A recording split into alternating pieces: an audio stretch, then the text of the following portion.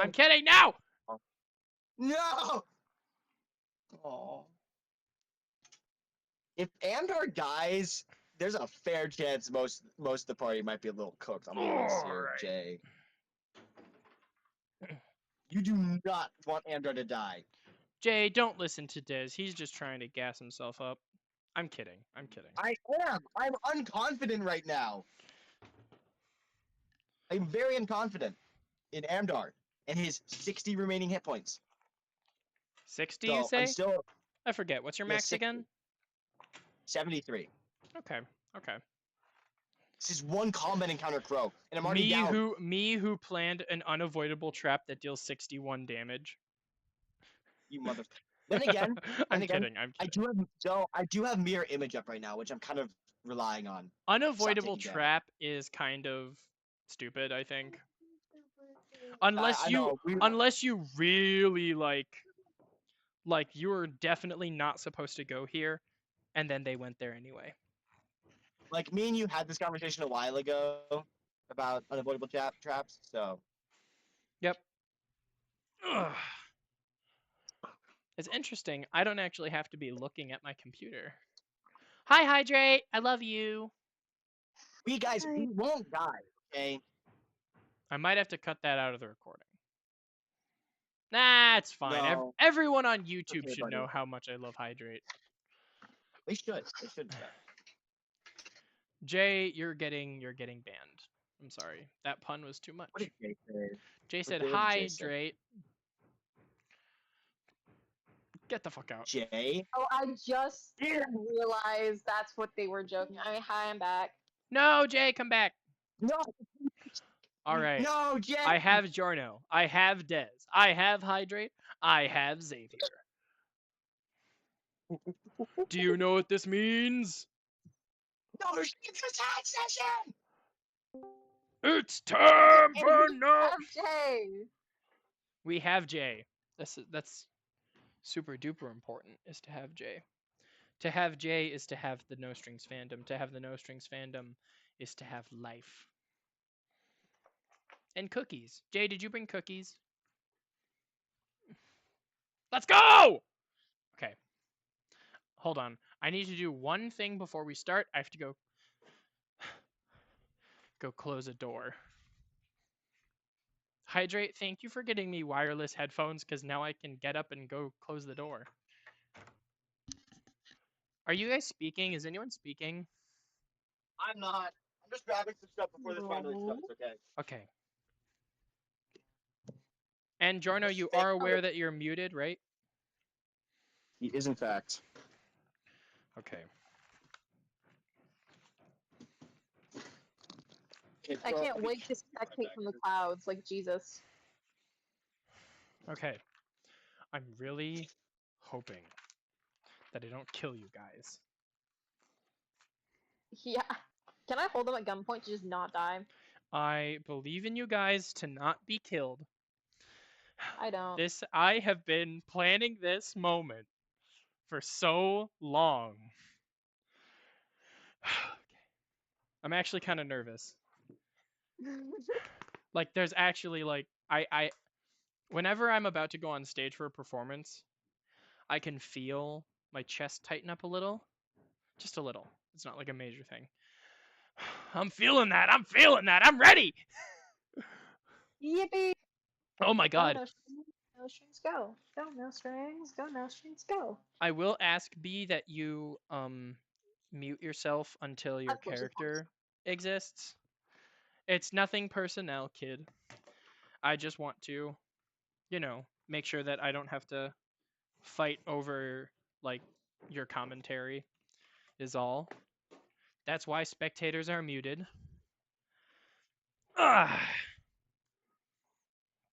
It's, again, nothing personal. So Jarno, are you gonna be muted, or are you, like, is it temporary?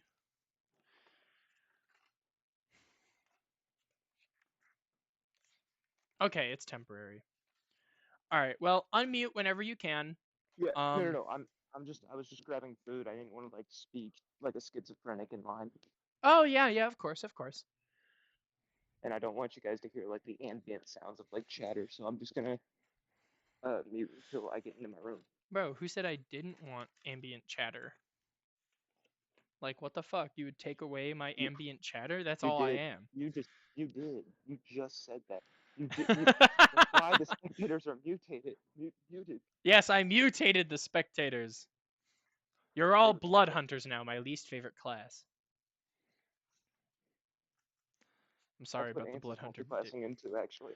Okay, anyway, Can I tell you? before Ants has the opportunity to make the worst decision of his life, it's time we get this iPad in here. Everyone join the stream and we can get things rolling. It's so weird. Like, I can't really, like...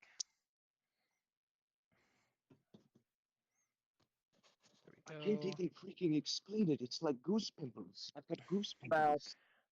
Welcome back. Is everyone here? I'm here. All right, I'm going to start the event.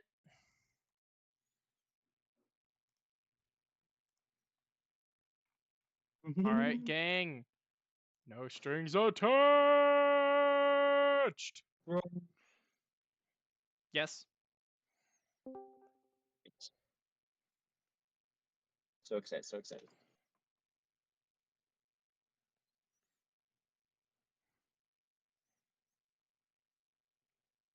Oh, wait, am I on hide? Okay, I am. There we go.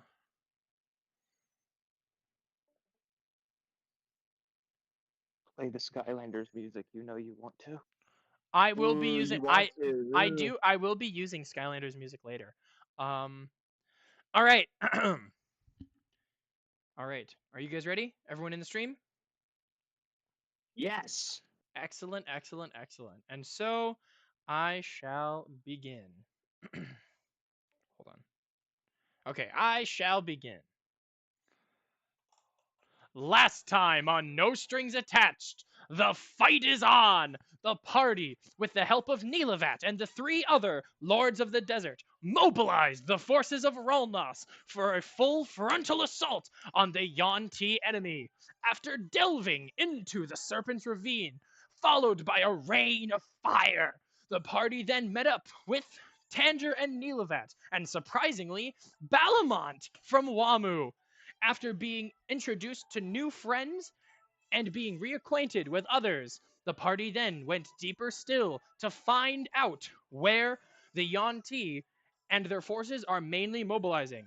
After delving through treacherous tunnels, they managed to find a group of gnolls who have enslaved 2 other sand snatchers. The fighting continues. Will our party be able to survive the terrors?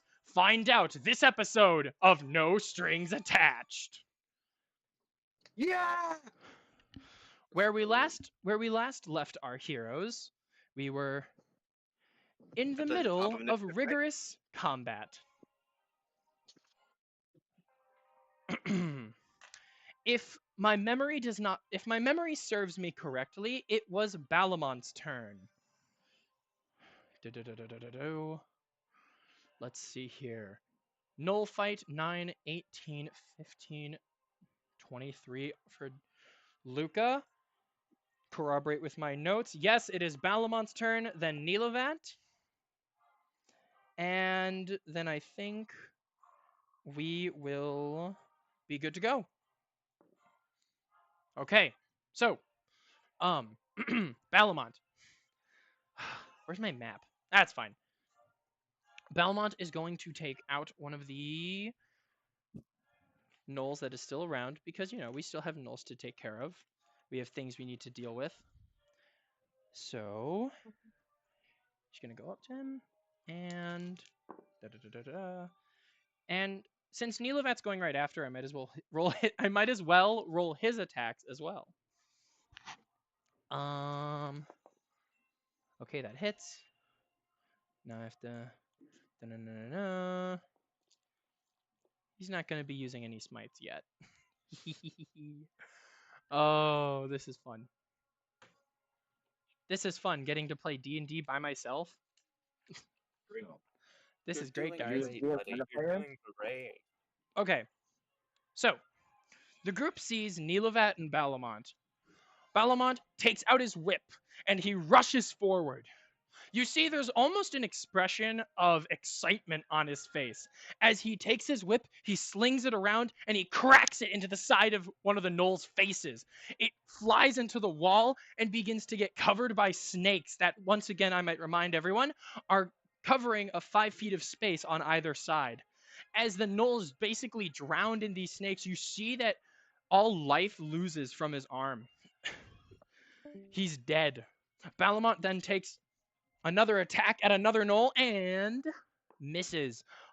However, as the spiked chain whizzes past that gnoll's face, who else but to cover the slack? Nilavat, taking his spade and slicing the gnoll straight in half. Great, that's 2 more gnolls down. Out of And character applause. we are at the top of the round. Luca, I believe.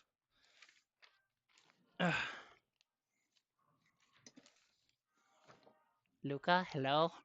Xavier. Lovely. Luca, Xavier. Lovely. Luca. Okay, Xavier's muted, and they're also not responding. This is kind of scaring me. Guys, where'd my husband go? Des, find your husband. Guys, Des. I'll try and get his attention. Wait a minute. I will try. I think I know where my map is. Is it down here, though? Is the Oh. Wake up, Xavier. Wake up. Okay, We need you. give me like 5 Joe seconds. Biden, I need wake to up. go grab my I need to go grab my notebook that has maps in it. You guys try and find Xavier, play in your turns. I will be Xavier. right back. Oh no, guys, I'm worried now. Lovely. Come back. Come back. We miss you. We miss you. It's your turn, please. Joe Biden, Please. wake up. Wake up, Joe Biden. Joe Biden. Wake up. God damn it. It's funny. 9/11, Joe Biden. I love this Fucking man. perfect. Still. Xavier, please. Please. Guys, I actually think I should drink water. My vision's a little blurry for some reason. Yeah, you should probably drink water. Probably a good idea. Okay, that didn't not. summon him. That's bad. Just not drink water. We don't need either one of them. Guys, I'm genuinely worried now. Oh no. Where could he be? He could be getting food. He could be getting dinner. That could be it. Probably it. Praying that's it. Should we just take his turn and like swap it with somebody else's? Trust me, Hydrate. I already tried the spam and Alright. DMs bit. So, do we have Xavier back or no? No. No, I do not have my husband back. Okay, that's Yeah. fine. I'm just gonna, for the sake of pacing, we're gonna skip Xavier's turn. I found the map. I found the Should map. we just swap their turn with somebody else's? Well, I'm just gonna keep going in the initiative order, and then when Luca comes back, we can resolve their action. So, Balamont, Nilavat took out you and you. Hello? You can tell Crow was Oh my gosh, running. Xavier! Hi, welcome back. Hi, lovely. I What's was- going on? We're in the middle It's of your turn. combat. Oh, shit.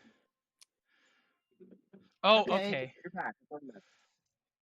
Middle of combat? Okay, do I need to roll or something? I'm so No, sorry. we left off last session in the middle of combat. Oh, It okay. was we've gone back to the top of the round, and it's your turn. My turn? Whoa. Okay. Yes, it is. Fuck, I totally forgot what happened. It's fine. I can recap for you if I'm you'd big like. now. I can establish positions. So right now, where's Luca? Luca is currently. So I believe what happened is that Luca, you went behind a creature that was by Amdar, and you managed to kill them with your chill touch. I think was what happened. Okay. So now there's a goblin who's moved into melee range against you. I'll send you a picture of the map if you'd like. Got it. Otherwise, we will have otherwise that should be what's happening right now. Okay. All right. So if you look in the No Strings General, or do I have a maps channel in here? No, I have memes, spectator, art. Okay. General, I have sent a picture of the map. I'm gonna go get a good look at this. I'm assuming A and wait. A is Scale. ants. The larger A is ants, the smaller A is Okay. Amdar. And then the smaller L is, I assume, is Luca. Yeah. Well, the larger L is one of our Is one of Lydia. our Sand Snatchers, right? Yeah, the larger L is Lydia. So Violin is on Lydia the Sand Snatcher right now. I believe was Thank you Lydia for the clarifying name? that. Mm-hmm. Okay, yeah. And then we have Jason. And then yes, Jason. Jason and Lydia. Okay, so Luca, what would you like to do? I would like to turn around and cast Eldritch Blast at the two thingies right behind me. The goblins? Yeah, the goblins. Oh my God, they're goblins! Fucking Christ! Oh no. Okay, so you said Eldritch Blast. That Yeah. shoots 2 beams at this level, right? Yes. So make 2 ranged spell attacks then. Got it. Now, do I have Goblin bookmarked? That's the real question. I do! I'm not a total wimp. I have it prepared. So, roll to That's hit. gonna be a 23. So, a 23 hits on that first one, and for the second? Okay. And a 17. 17 hits. Roll damage for both. Got it. One of them is taking 7 damage, the other is taking 5 damage. Okay, so the one that you deal 7 damage to, is that the one right in front of you, or is that the one that's 5 feet away? In front of me. Okay, so the one that takes 7 damage, Luca, where do you cast your Eldritch Blast out of? Like, how do you I cast your just- Eldritch Blast? His mouth. Ooh, that's a good idea. He screams. No. Question. Because I have an idea that I would like to, if you would allow me. I have an idea. I would allow you because the only thing that popped in my head was out of his ass, but then I realized that Luca is not one of those characters. So, I think Luca would kiss their hand and then blow a kiss at them, and then that kiss, it like actually manifests as like a thing, and then so it starts as just this kiss wafting towards them, and then wait, on like the tip of their finger. immediately becomes violent and furious Wait. as it manifests into a full Eldritch Blast that slams into this goblin. Holy fuck, that is awesome. He explodes So with cool. arcane energy as he goes flying, and he lands back, his face scorched. That goblin is down. The second goblin, however, that kiss, Good. once it goes in and impacts that goblin, he gets launched, but he manages to not die. Good for him. Good for him. He's got Yay. heart Good for him. though. All right, Luca, is there anything else you'd like to do on your turn? Nope. Great. Then, according to my sticky note of initiative, we are looking at Tanger. Tanger's turn is going to be very simple, very efficient. She is going to... Hold on, I need to grab the book that Tanger's in. That's not Tanger. That's definitely not Tanger. Bro, you could just lie. Well, no, I don't want to. I have to actually abide by these things. You're God. She's going But God to still has goodness. she's going to take a dash action as a bonus action. 5, 10, 15, 20. 20. She's attacking one of the gnolls who's currently trying to subdue one of the Sand Snatchers. For her first attack, it'll be with her rapier. She's going to roll to hit. According to the Gnoll stat block, that's a hit. She rolled a 16. Damage-wise, we are looking at almost max. 7 plus. All right, so she deals 13 damage to the gnoll. Everyone sees Tanger. She begins gracefully moving over to this gnoll. And just as quickly as she manages to get there, slash, slash, slash with her rapier. She goes in for a dagger attack. And that's a hit. She then, in her other hand, takes her dagger and stabs it into that gnoll's stomach. He spits out some blood as he's trying to claw at her. He drops his weapon and falls dead. However, Tanger still has some movement.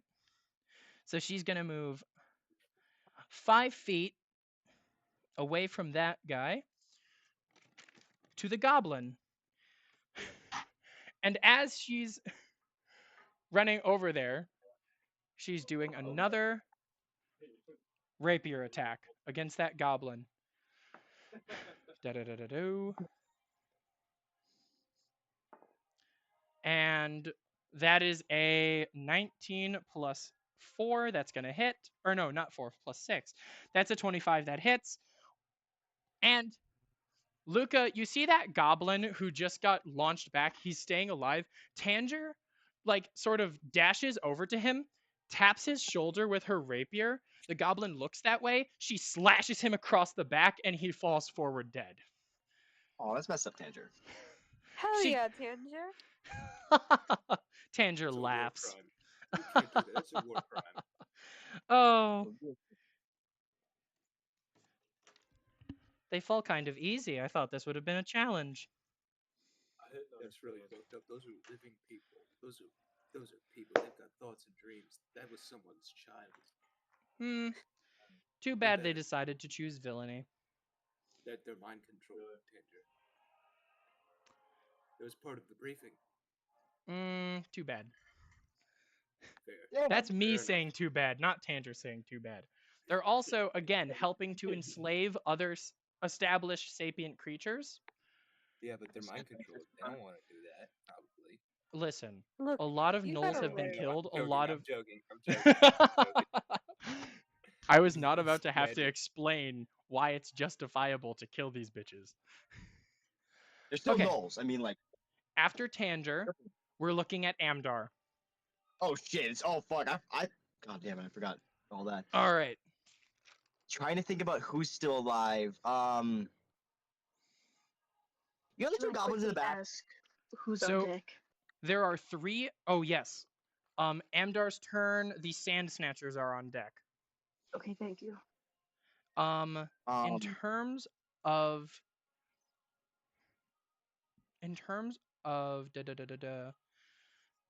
goblins, we have 3 of them who are hanging back. So if you look on the map that I sent, you'll see that Okay. on Sand Snatcher 2, about 5, there's a 5 square, and then there's a goblin. That goblin, the one 20 feet to the right, and then the one 10 feet below that goblin are all still alive. And that gnoll by the goblin is still alive as well. Okay, I'm just wondering, would I be able to get over there, or is that too far away at the current moment? 5, 10, 15, I genuinely 20, do not remember how. 25, 30. So it depends on who you want to go attack. We're thinking the goblins in. So we're thinking of the goblins in the upper right a little bit. Ooh, you could But- actually, so what you could do, Amdar, is 5, 10, 15, 20, 25, 30. If you spend all of your movement speed, you could actually get into that space directly under that middle goblin, and you would be in between the 2 of them, and you wouldn't provoke an attack of opportunity as you're not leaving that first goblin's melee range. Okay. So you could That's get in between those. Is that what you'd like to do? Yes, I would like to be next to both those little goblins. Great. So Amdar, that. you rush over to both of those goblins. You now stand in between them. For such a hulking, massive metallic creature, you sure do get around swiftly. In any case, you It's stand not- in between these 2. What would you like to do? I'm gonna go and try and punch one of them first off. Okay, See if that hits. that's a melee attack, Okay. right? That is a melee attack. Does a 19 hit? A 19 does hit. Roll for damage. 9 damage. 9 damage. Which goblin are you punching? We're gonna do the goblin on my right, which I don't know necessarily which one that would be. Yeah, so the Actually. goblin on your right would be the one who is. So the one I said you would be able to move into the space under that That first top one, right? goblin. Yeah, so it would Yeah. be the goblin. It would not be that goblin. It'd be the other one. So Amdar, Okay. you bring your right hand and pummel this goblin in the face. You feel the magical force of your punch launch this thing. That goblin, he becomes a corpse immediately. He gets flung into the side of the wall. And is the second goblin also within reach of me? The second goblin is within melee range. Yep. Gosh, and for that extra attack, we're doing with the other hand. Roll to hit. 23. 23 hits. Roll damage. Okay. 10 damage. Great. Amdar, with your second hit, honestly, you don't even need to throw another punch. With the momentum carrying you from the first one, you feel yourself bolstering that arm with even more arcane energy, almost the same amount of energy you would put into another punch. And as you sling your arm forward, Amdar, you feel as though the gauntlet is just going to fly off into the wall. However, you're able to pull it back just enough to where it manages to hit that goblin square in the chest. You hear ribs crack as he goes flying further into the dark cavern. Oh god. And as bonus action, we're gonna do defensive shield for 6 temporary hit points. Cause All right, make sure you keep track of that. I am for you, of course, and I'm doing it just for you, Crow. Don't worry. But yeah, that's the end of my turn. Alrighty, that is the end of your turn. Next up, we are looking at the Sand Snatchers. We have the Sand Snatchers. Velan is on deck. All right. There's one Sand Snatcher who's currently both of them are actually still have a knoll in their grasp, but they have advantage on this saving throw to rend free. However, they both rolled like shit. So both of these Sand Snatchers begins writhing and screaming. Ants, this especially hurts you to hear this pain in a creature. You know how these bugs communicate, and you know that this is absolute agony for them. Yeah, I think that this situation is kind of at the beginning of this. He was really trying to come at it from an empathetic standpoint, but coming in from just hearing this, it's very hard to stay detached. And absolutely. At this point, and I think that's just kind of feeling like a sort of rage. Absolutely, Ants. And these Sand Snatchers, despite their just fury at their oppressors, they aren't able to rend themselves free. You'd imagine it would have been easier now that not only the goblins riding each Sand Snatcher, as well as the fact that there's another gnoll who was carrying ropes is taking it. You see these gnolls, however, they're just keeping a hold on these things. So that'll be the Sand Snatcher's turn, except for Lydia and Jacob. Jacob, hold on, where's the stat block that I had for my boy Jacob? Well, wait. Yes? His name, oh fuck, I keep on mixing up his name with Jason. Oh my god. I'm pretty sure it was Lydia and Jacob, right? Yeah, it's probably Jacob. Well, Jacob. if I'm wrong, please tell me. I know you guys care about your silly little NPCs. We're pretty sure it's Jacob. I'm pretty sure. Okay. It is Jacob, yeah. I've got it written down. Great. Thank you. Thank you, Giorno, for that. Okay, that is the original Elaine design, and I don't have it in here. I'm pretty sure off the top of my head, their movement speed is 60. So 5, 10, 15, 20. Or no, it'd have to be 5, 10, 15, 20, 25, 30, 35, 40, 45. All right, Jacob's moving. So that goblin in the top left-hand corner, Jacob is charging. And with his pincers, he makes 2 attacks to cleave this thing clean in half. That goblin's AC compared to their attack. Those are both misses. Jacob runs in and he starts pincering, trying to slam this thing. However, this goblin, he's too fast for him. He starts dodging, and as we think that he gets a good catch in, that goblin's leather hide actually manages to protect him. It seems that putting a little extra bulk with those Sand Snatcher corpses helped this guy in the long run. In any case, Lydia with Violin on her, 5, 10, 15, 20. Violin, you feel Lydia pull you through this cavern right up to a knoll, and she begins to try and snap her claws at this knoll. Said with the worst probable inflection ever. In any case, that first attack is a miss. She swipes, it doesn't hit. That second one, however, is a 19 plus their bonus. That's a sure hit for damn sure. Okay. So, Lydia goes in for the pincer attack. Kind of rolls crap, but it's okay. She goes in and she she clamps onto this knoll, and he has to make a strength saving throw. He got a natural 1. Everyone hears this knoll crunch under Lydia's claw. He begins to spew up blood. Violin, a little bit of blood gets on your shirt. However, this knoll is certainly looking worse for wear, and he's now grappled. So, next up on initiative, I believe I said was Violin with...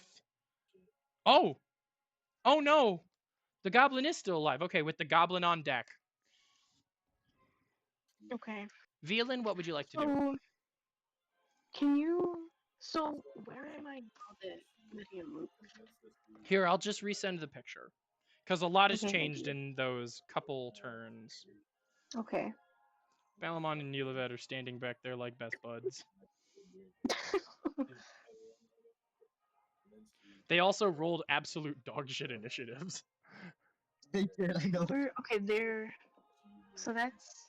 So that giant L with the little V on it, that's you. Yes. Okay. What's right under me?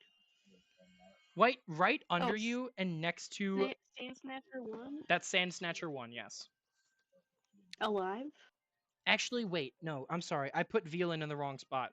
So instead of being in the bottom left corner, you're supposed to be in the top right corner. So you're right by that knoll. Okay.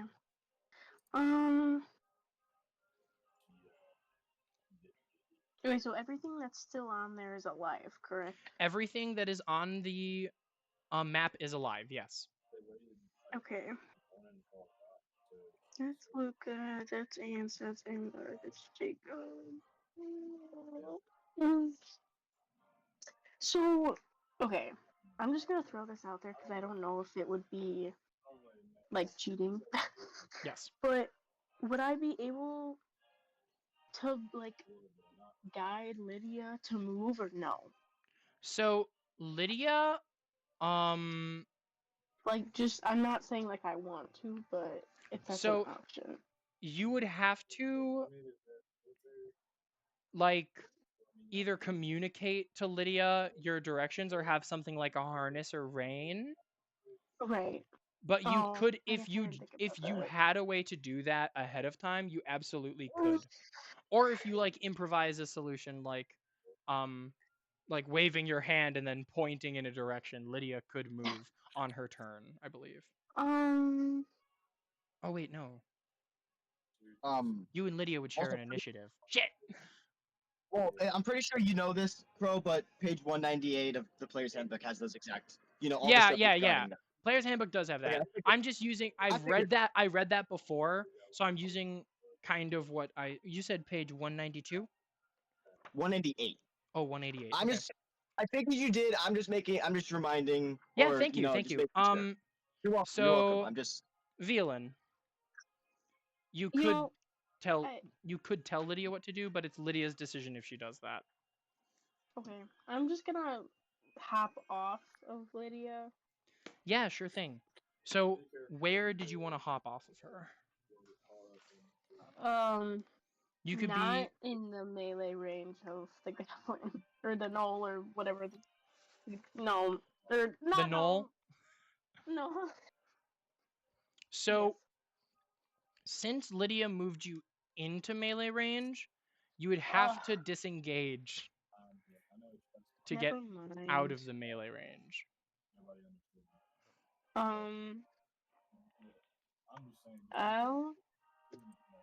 Okay. Actually, yeah. No. You know what I mean. I'll hop off, and I'd like to use my rapier. Ooh. To make an attack. The rare Velan melee? Yes. Okay. Yes, Velan. So, I love you. Velan, you jump off of Lydia.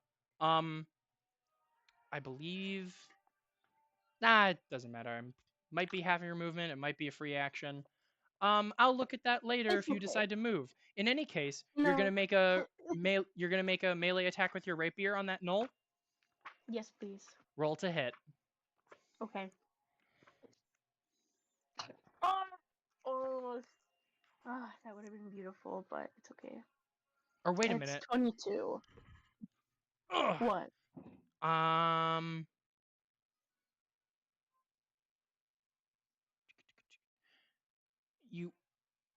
You have advanced.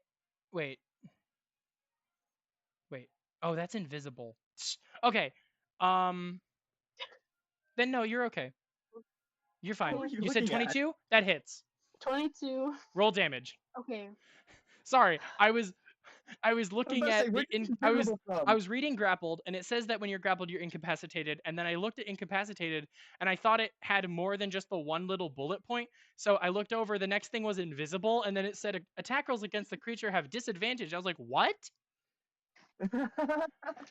But no, they Okay. Velan, you would. Yeah. I'm gonna be annoying and ask, but do I add anything to my roll? So you add your attack bonus, which would be you figure that out by doing your proficiency bonus, if it's a weapon you're proficient with, and your dexterity modifier.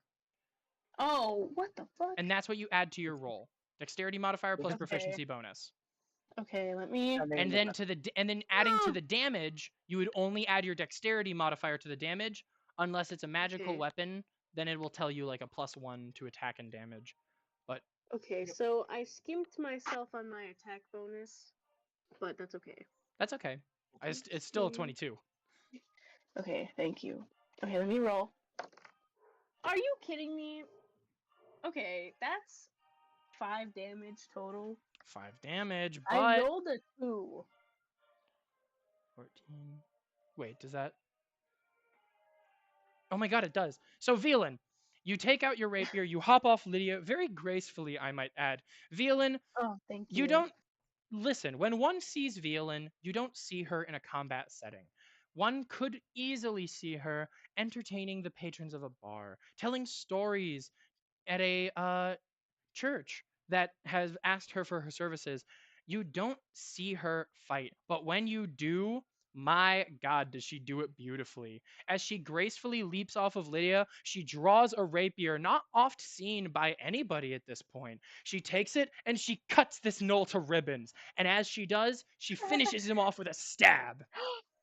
Yes. That gnoll is dead on the ground. Yay. Atta girl. Anything else you'd like to do? Yes, I would like to cast Healing Word as my bonus action. Absolutely. Who would you like to target? I can cast 2 spells in 1 turn. Who would you like to target? So let me go back to the. Why did I close out of the page? Wait, how many of us have even been damaged? I've been damaged. I've been damaged. Has anyone else been damaged? I'm at full health. Tanger's been damaged. I'm at 39. I'll be fine, dude. Don't wait for I will be fine. Dang it! I can't see myself. I was gonna cast it on myself. I guess I'll cast it on. You can. I'm pretty sure you can cast Healing Word on yourself. Yeah, you No, can can't. put it healing word on says yourself. it says a creature of your choice that you can see. Yeah, you can see Within yourself. You can see yourself. Like, Well, Hydrate, put your hand up in like- front of your face. Hydrate, you can. I'll say this: if you want to heal yourself with healing word, you can, but I will get an official ruling on that in a second. Or later, at a I different cast point. it on I'm myself. 100% sure Absolutely, you can cast healing word on absolutely you yourself. can. Like, I Okay. think it's in the base game. Sorry, rules. Luca. It's okay. I have healing word too. So how much? No, please use it on yourself. It's your spell. Okay. Yeah. I've taken no damage. Creature. 1d4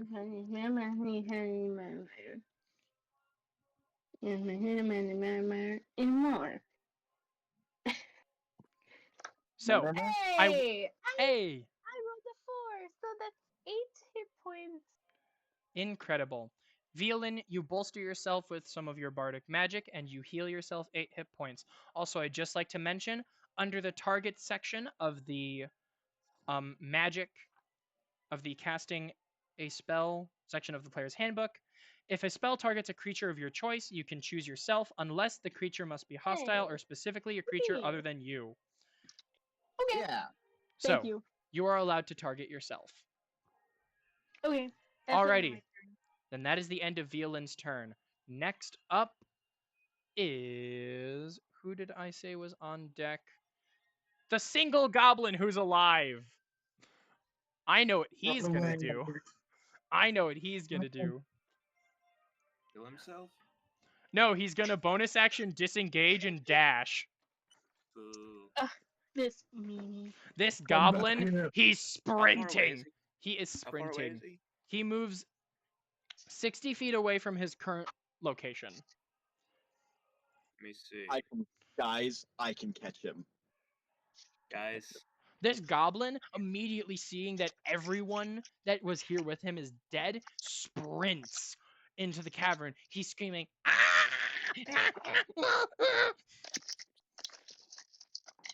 I'm going to have him roll something. Oh my god, he succeeded. Oh my god, he had a What? -1 and he succeeded. He's screaming in abject horror. Ah! He runs 60 feet away. This bitch. how far away is he from me? From you, Ants, he is 5, 10, 15, 20, I'll just say this. 40. Is it fewer than 120 feet? Is it fewer than 120 feet? He's 100 feet away. Okay. So he's Gotta do 100. the- So it is fewer than gotta do the 120. casting. Gotta cast the most Yeah. villainous spell to one-shot this little guy. I do, in fact, have that. Yippee. This poor goblin. I feel so bad now. I I don't. feel so bad for him. He hurt my bug friends. That's fair, honestly.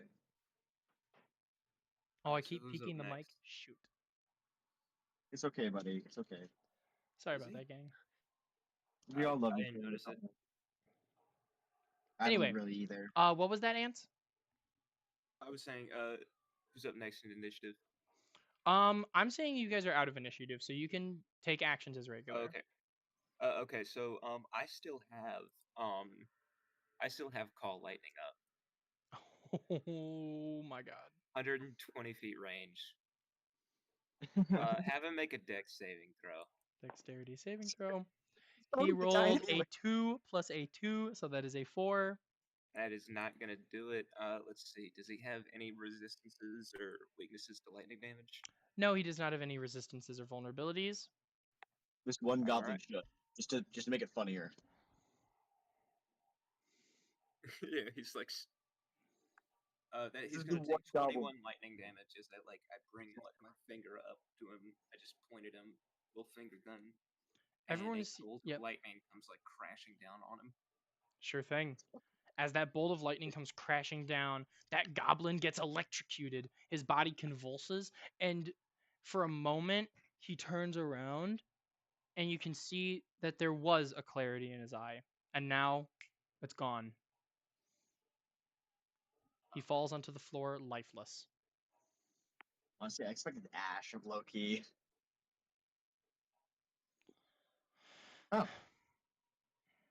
Wait, are we done with the combat encounter? Did we We're win? done. Yep. You guys have finished that combat. Chapter over. Chapter. Huzzah! I'm gonna go check to see if the other the Sand Snatchers are like the other Sand Snatchers, how they're doing. Yeah, you go to the Sand Snatchers, and both of them are like wildly like whipping around. They're not attacking, but they are very cautious. They're shivering. Jacob and Lydia have gone over, and they're beginning to communicate with one another. Can I make an animal handling check to try and calm them down? Yeah, absolutely. And if you could do that with advantage, please, because Jacob and Lydia are helping.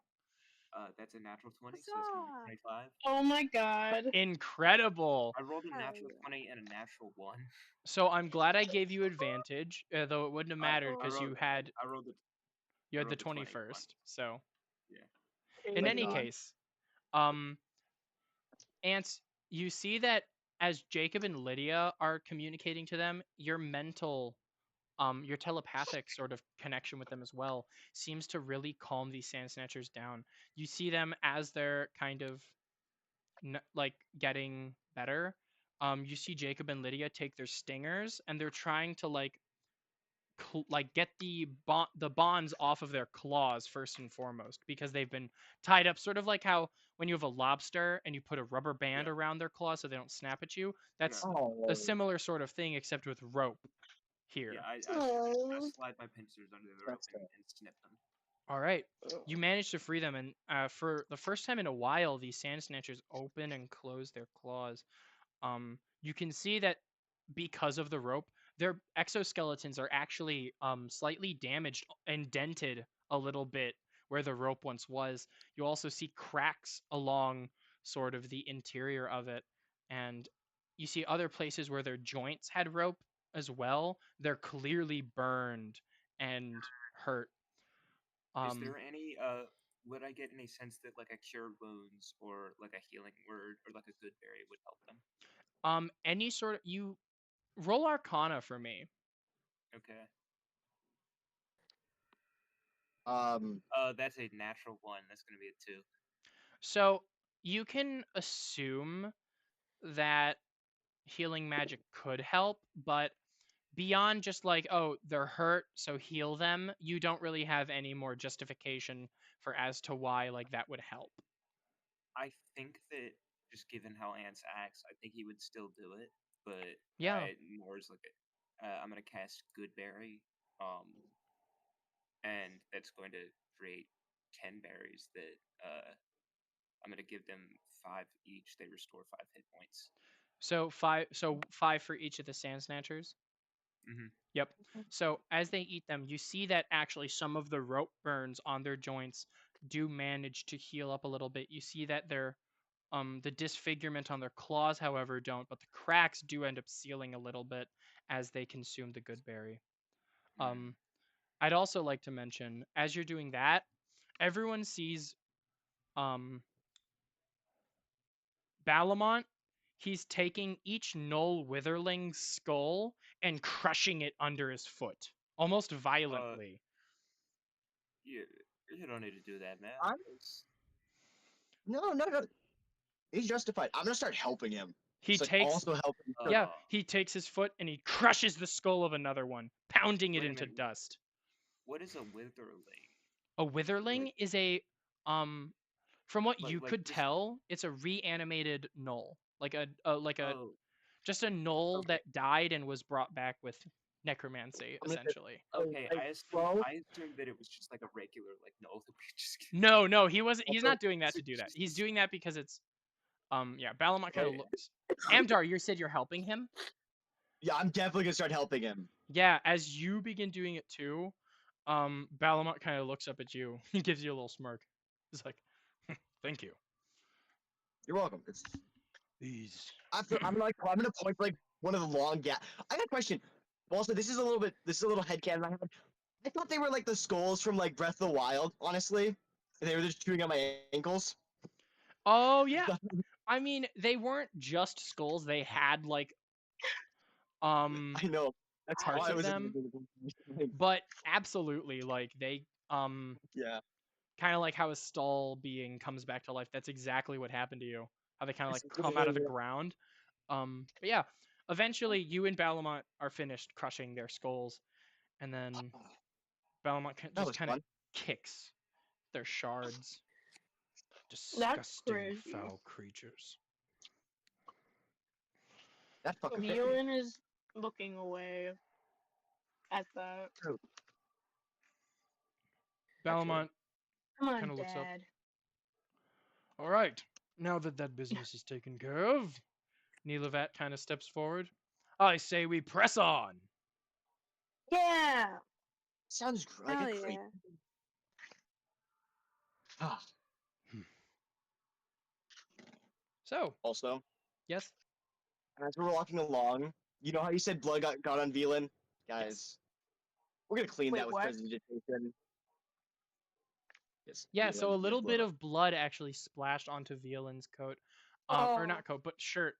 Like, I can't Amdar, let Velan have you clothes said that you're are gonna tarnished by blood. clean it with prestidigitation. Yes. Violin, Amdar goes up to you. Amdar, how do you do this? How I imagine prestidigitation is that there's like Oh, you're just there's like cleaning a little it. yeah with like the certain how I'm imagining in my head and how he casts it with like the certain application he's using is that he kind of like sucks up the moisture of the blood off of her clothes or whatever like a little vacuum like one of his fingers opens up and there's like a little vacuum. Oh my god. So Just vacuums up yeah, the blood. Violin, Amdar just kind of approaches you, and you see that his like finger kind of like the fingertip on one of his gauntlets kind of slides away, and you see that magical essence, that Oh. almost liquid that makes up Amdar's core kind of reach Mhm. out onto your shirt, and then it begins Oh. pulling the blood that was staining it off of it. It looks completely clean, and Amdar, you feel a little Yummy bit blood. of that magic go away, but otherwise. Oh. Thank you, Amdar. That was Look, nice perfect now. of you. Shit, I I didn't can't put it let on loop. I can't Actually, let no. this fine clothing get tarnished. I can't do that. Can't stand by and let Thank that happen. you. Of course. Good. Phelan, God I damn didn't it, know Jay. that you could Jay, handle that a is not a knife like canon that. tip. What'd you say, Xavier? What'd you say, Luca? Phelan, I didn't know that you could handle a knife like that. Jeez. Oh. Quite Well- impressive work. Thank you. Andrew's gonna cough. Needed randomly, to end his story right where he stood. Mm-hmm. Period. Love As the you Violin should, line as you cycle. should. Oh, I'm so resisting being actually and saying it was a rapier. Oh my god. Do not. I will make you sleep on the couch tonight. Okay. All right, gang. Are we pressing on? Yes. Onwards. Hell yeah. Onwards.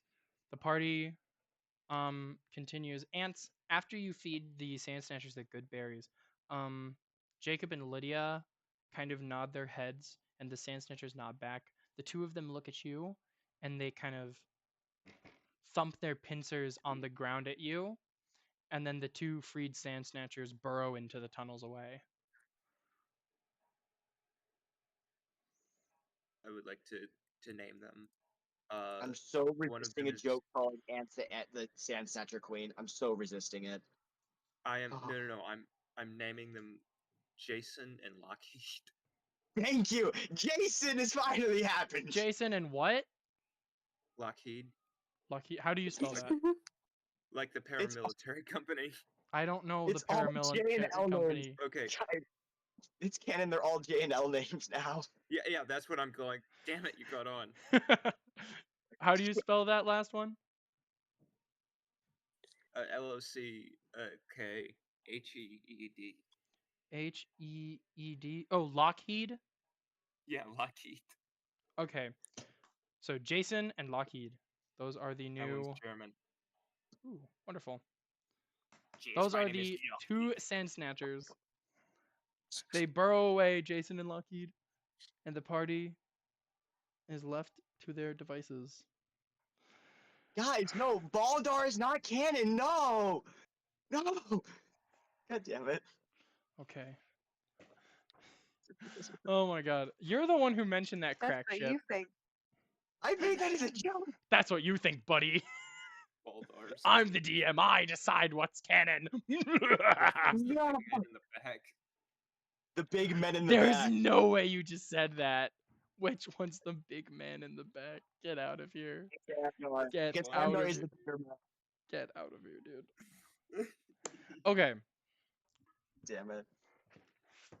All right. It's going in the VOD. It is in the Perfect, VOD. guys. It's always in the VOD. If our channel know. gets taken down, it's up to it's on you guys, honestly. YouTube, you, I am but, making real and active domestic terrorist threats. Jorno, I would I like will to edit that out. I would YouTube, like those videos to say up, please. I don't Now think you're you gonna can have You take to- them can't down. be Now too Joe's gonna have you to can't be get into too editing freaky, software. dude. Go on, buddy. Here, I'll peek the mics that they're like Okay. that you can like know where to. Nobody can match his screen. In any case, Keep going. let's keep going. The party continues deeper and deeper still. Until you all see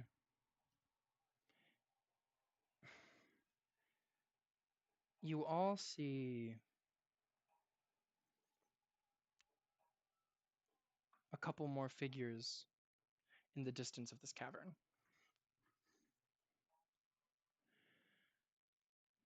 You see a group of gnolls. You hear them before you see them. Their horrible laugh ringing out in this cave. You hear the constant hissing and coiling of snakes. But you hear something else. Chains that ring out in this cavern. Chains. Occasionally swinging back and forth. As you all approach, you see that these gnolls are all huddled together, sort of blocking your view. You have a bit of space before you can see what they're... You have a bit of space before you get up to them. What would you guys like to do?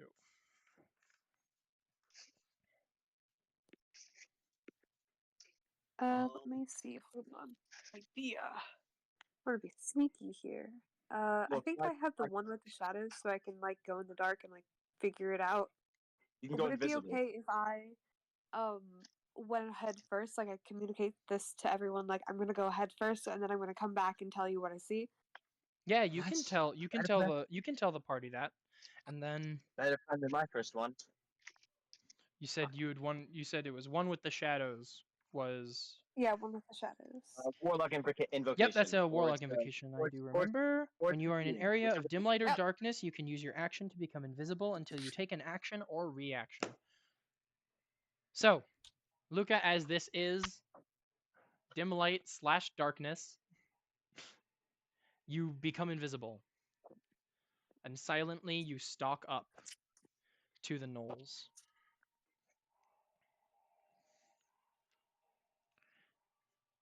Luca, as you do your best to... Yep. As you do your best to silently sneak your way forward, you manage to get around them, the gnolls, their horrible laughs drowning out any sound your footsteps could even cause. And you see something. Something horrible. Something absolutely disgusting. You see Az.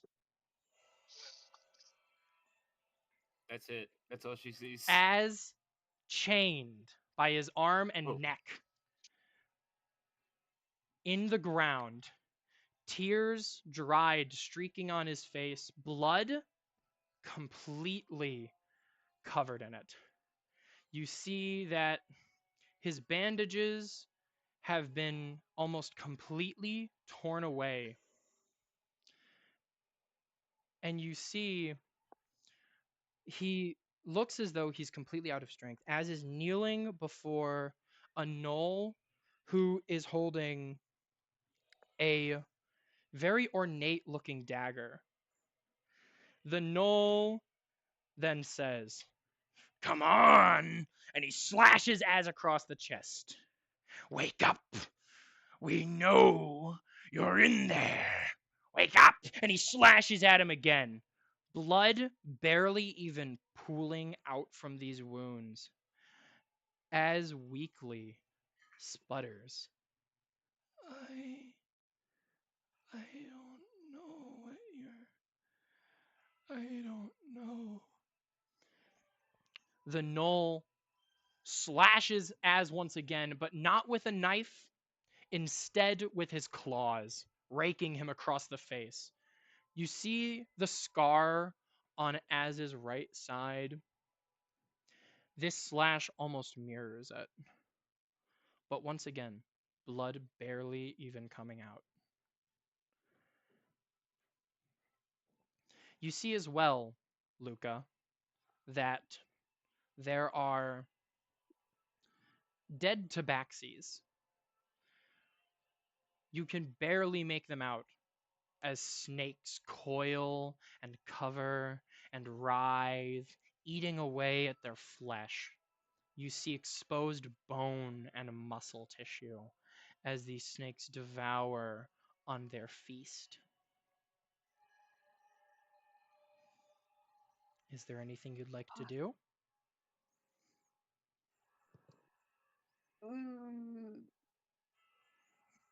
I want to do something, but I don't think I could do it alone. I think I'm just gonna hurry back to the party and be like, okay, I have an idea, but you're not gonna like it right now. And then kind of explain what happened, and then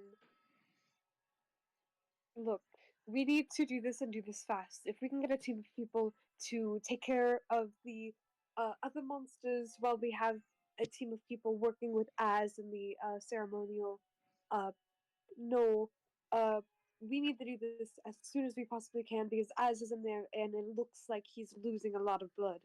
I can help with the other monsters. I think that Amdar would probably be best as helping with the bigger ones. Yes. Nilavat looks confused. I'm sorry, Skyrim. What? What is that boy doing here? We sent him on his way. That's what I thought too. We had Tabaxi. We had some of Ancient Chance's people escort him out of the city en route. Your voice Oh, down. you dumb Keep your voice bastard! down. I'm Look, sorry. Sorry. This is what I thought Calamar should have stayed with him. Tabaxi corpses are in there. We are only under assumption that Az was somehow kidnapped. Now, we need to take urgent action immediately. If anybody who will be coming with me to deal with Az, follow me. But I need someone to make a distraction as we have these monsters kind of all around this area. Did you see? Well, okay, I think I'm the best for that. This is a long shot. Did you see? Oh, sorry. Did you see the Ant Queen anywhere in there? Ant Queen.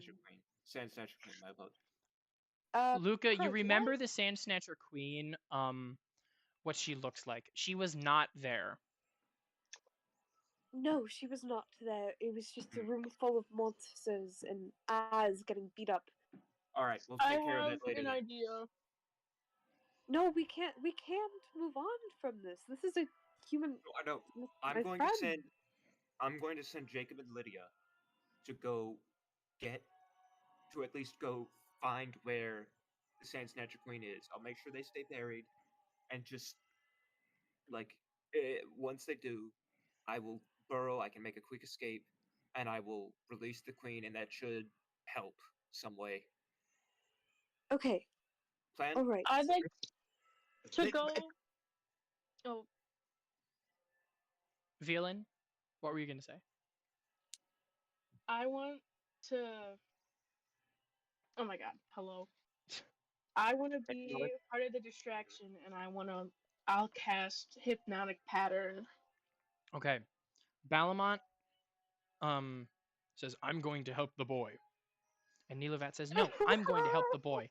And Balamont puts his hand on Nilavat's shoulder. He says, no, you are going to help kill those bastards. I have healing magic. You do not. Stop bickering.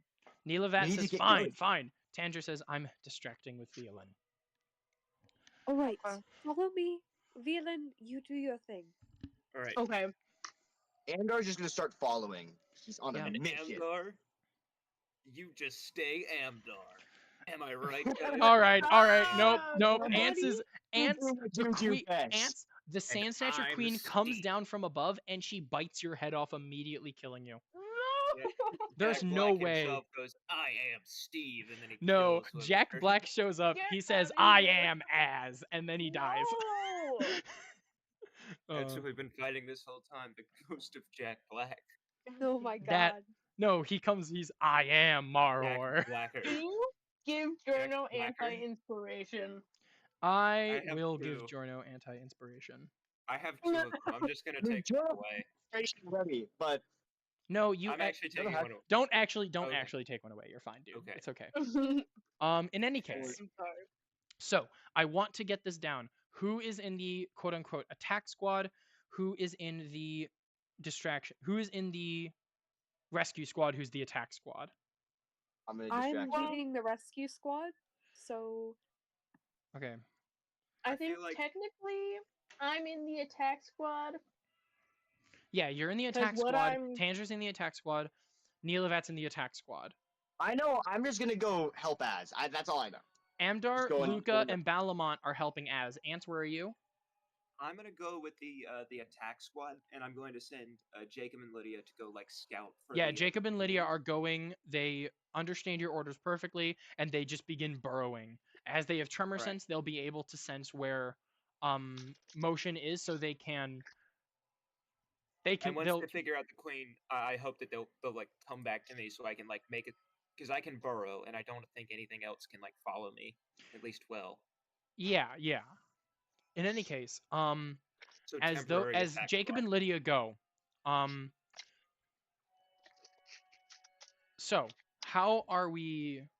So what's the plan once we get up to the Knolls?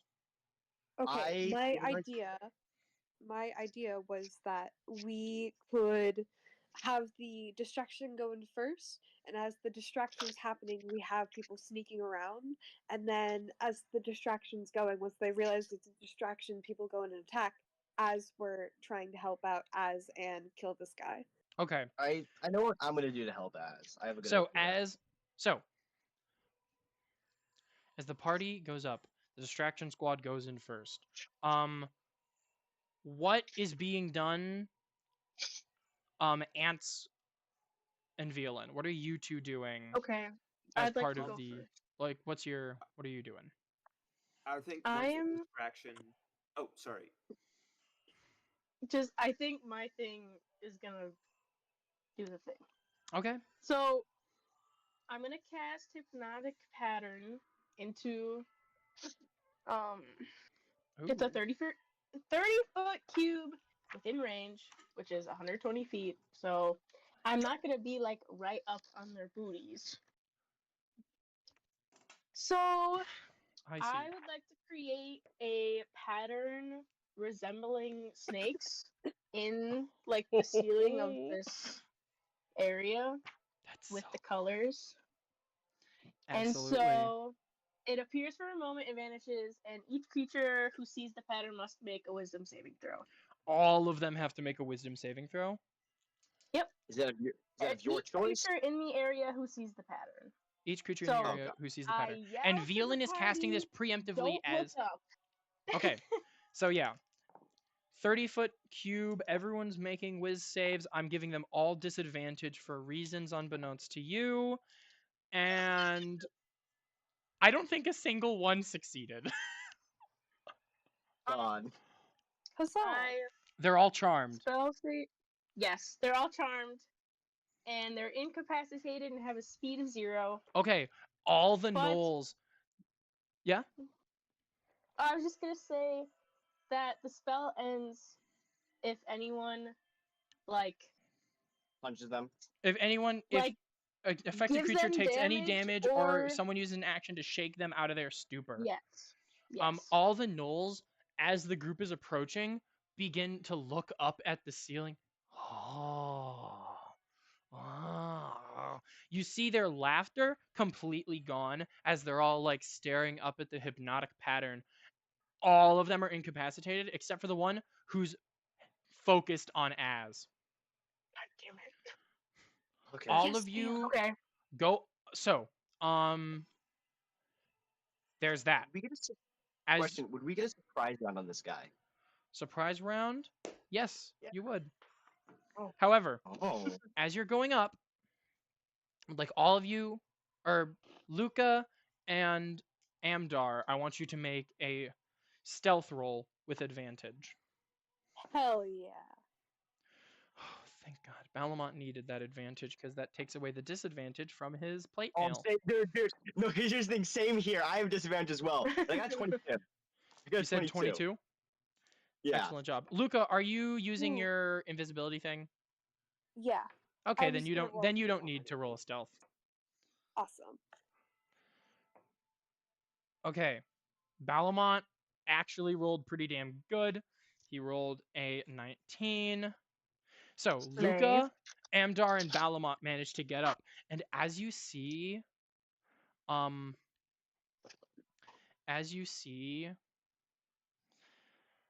the sort of gnoll and you see Az chained up, Amdar, you feel almost a guttural, visceral reaction to seeing this poor boy like this. I mean, you've seen him controlled, and initially your thought was, well, I need to take this guy out. So you fucking bull rushed him. Then you saw him after so long, and he looked like he was doing okay. Now, you see him almost completely battered and beaten to death. Luca, Balamont, and Amdar. As you all approach, you see this gnoll take out something. Oh shit. A wooden mask. Oh Bro. shit. It's Oh, no. shattered Oh, pieces, mended back together. The Oh my modified fucking God. enchantment symbol blazing on that forehead. And you see Az's forehead through his hair, that raised skin glowing as well. The gnoll takes the back of his hair. You see Az in pain, and he shoves the mask onto him. The latches snap immediately, and you see Az begin to writhe. No, fuck you. Oh my There goes the God. sanctuary plan. God damn it. I was gonna try and get sanctuary. You see, as part of that, the bandages begin to lift up from Az's feet. They swirl around him, and you see them stick themselves into his arm, and from the bandages shoot out 3 snakes. Those snakes grab the chains around his neck and arm and throw them aside. As then with his hand, you see nails begin to form, claws almost. He grabs the gnoll by the head. All 3 snakes shoot into this gnoll, and you see pulsating black venom is coursing through his veins. Amdar, you recognize this exact phenomenon when you on Tanger's pirate ship ratted out that goblin with the amulet. This exact same thing happened to him. As the venom fills up his side, it begins to bulge with this black inky liquid, and then the gnoll begins to laugh maniacally. Welcome back, he says as throws him into the snakes. His body splats on the wall. a mix of blood and oozing venom. Fuck. Fuck. You hear Az breathe behind his mask. His body twitching slightly. Okay. Oh, god damn it. Oh, fuck. Oh, fuck. No, because I know what I have to do. God We're damn gonna it. have to kill No. him. Az No, we're not turns Don't his you say head that. Don't you say that. to the three of you. I gotta kill my friend. No, you're not. And he walks over to the knoll. He grabs a sword from his hip, and the snakes begin hissing, all coiled around each other, and he points his sword at you. Through the one eye hole on that mask, you can see a calmness within him. His body convulsing still, twitching slightly. And you see... No, you don't see. You hear. You hear something. Everyone hears something. Oh no. Like what I've done to the boy. It'll be fun to see if he passes my test. It'll be fun to see if he can overcome this challenge. Kill them, my son. Kill them, and you'll be rewarded in blood.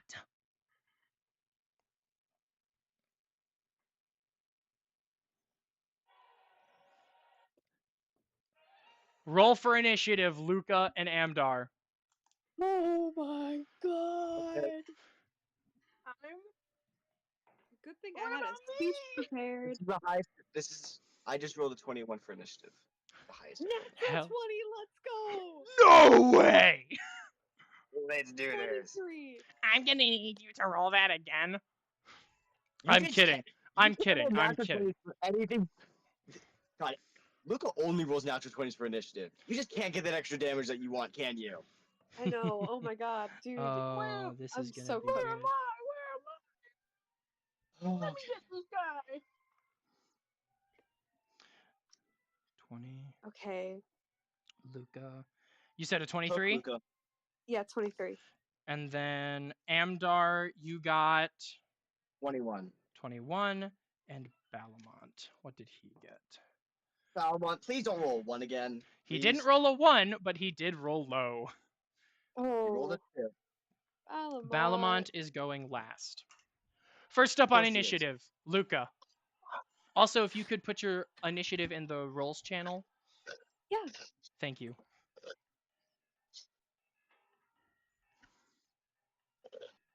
Alright. I was really planning on casting that darn sanctuary. Fuck. Sorry, chat. Wait, how do I join the initiative? Let me in. Let me in. Just take a moment. Just give it a moment, gang. Calm down, Jesus. Calm down. Calm down. Okay. Guys, this is my son. He's So, not my son, guys. Luca, what are Alex? you doing? Could I do a little mini speech if that's okay? Of course you can. Okay. As I kind of like see this happening, everything within me is like, I need to fucking kill him. But for a moment, time stops. As darling, what are you doing?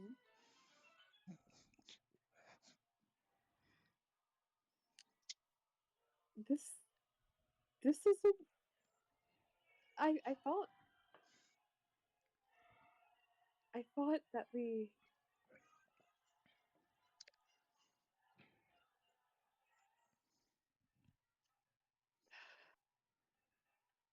I think. No, I know that You're still in there? Now, don't get me wrong, this is gonna be really fucking cheesy, but you're one of my friends. I can't believe that this happened.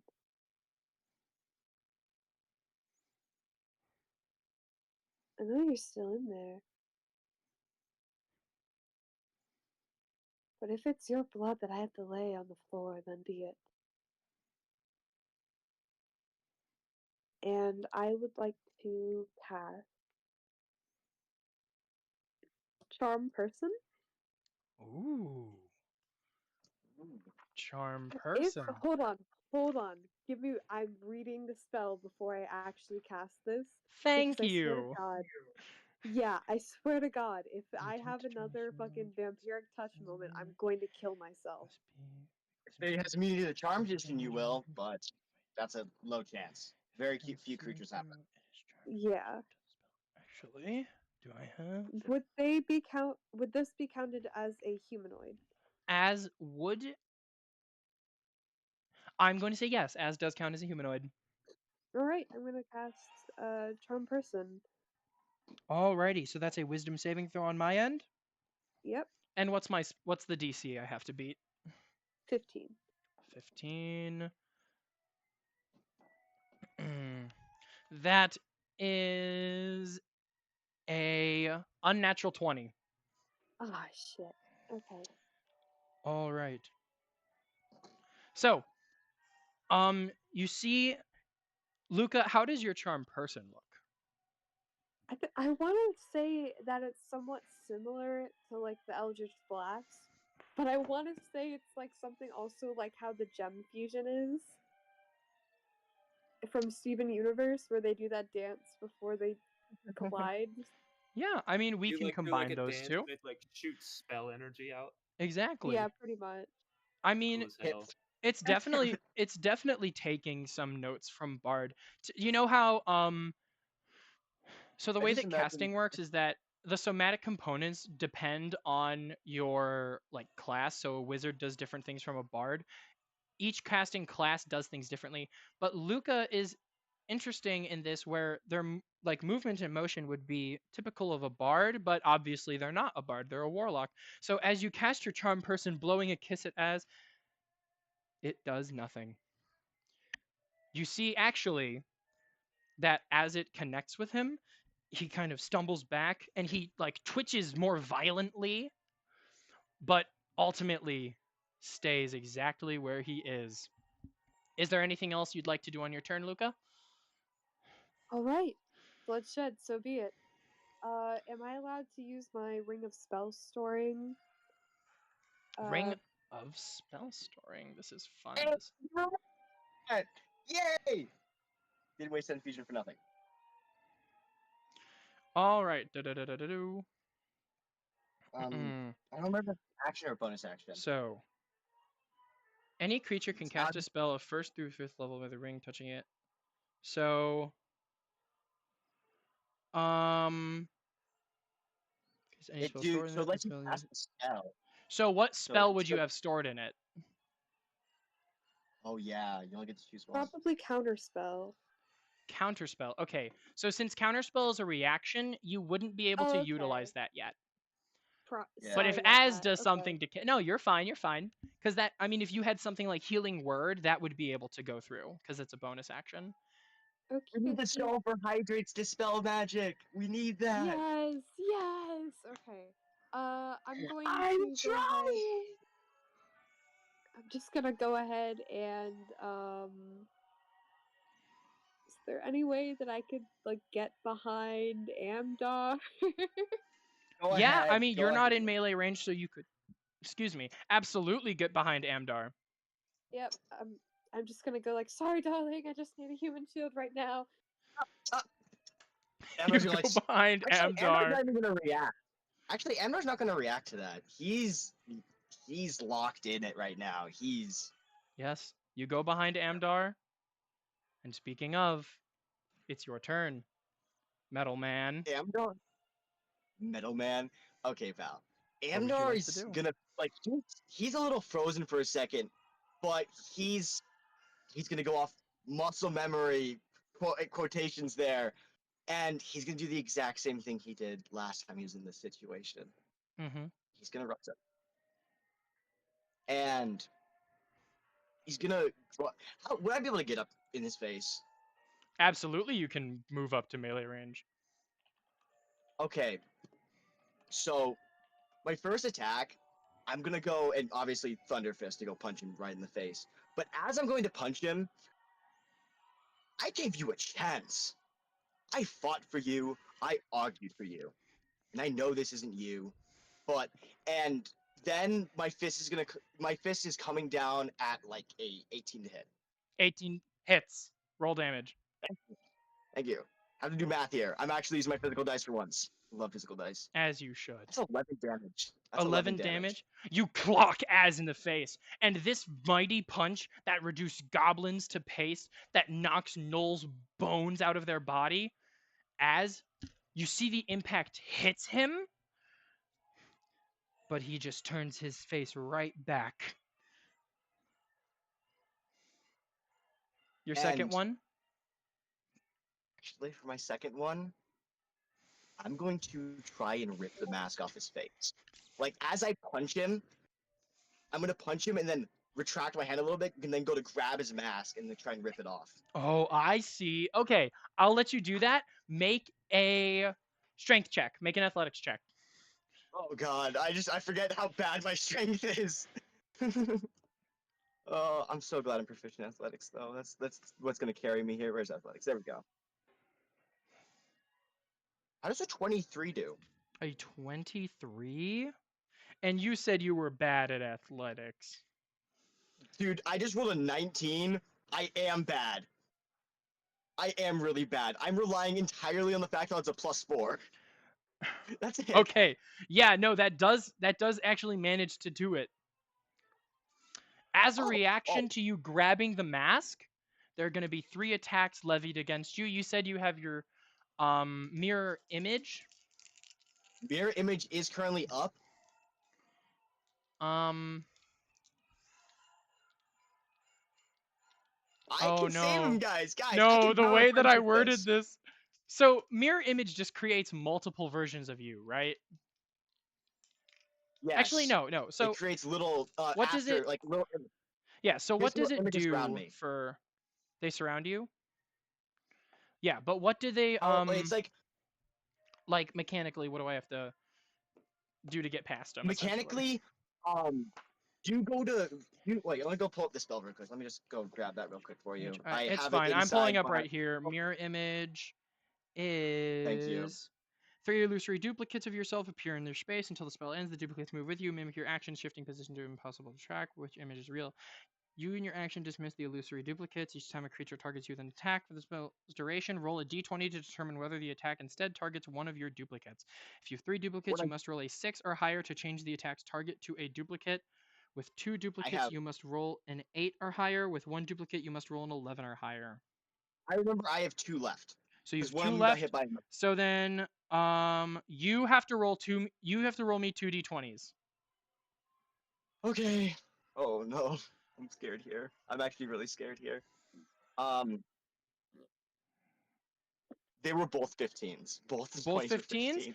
Excellent. So then, that means that 2 of the attacks incoming against you are hitting those duplicates. Duplicates have a 15 for AC. Just for you said 15 for AC? 13. Whoa, 13? Okay, well both of those both of those do hit. So now you are reduced to 0 duplicates, and one of those attacks is still incoming, Amdar. Come on. Try and hit me, Snake Boy. Oh no. I'm on track. Yeah, he is gonna try and succeed. That is a natural 20. It does in fact hit me. I'm pretty sure it hits me. So a natural 20 hits you automatically unless you're wearing adamantine armor, and last time you're not adamantine Amdar. So I'm not adamantine Amdar yet. Question though, I do have a question. Yes. Is there any saving throw involved? What's up? Is there any saving throw involved? No. Not right now. Fuck. Okay. What do you know right now? I'd be worried. Not right now. Oh god, that's. I thought that was gonna be like nothing. That is very much so something. Okay, that's fine. Amdar, you take plus 3 plus Okay. plus 3 equals. Why are So you you take getting so 13. much? You take 13 piercing damage.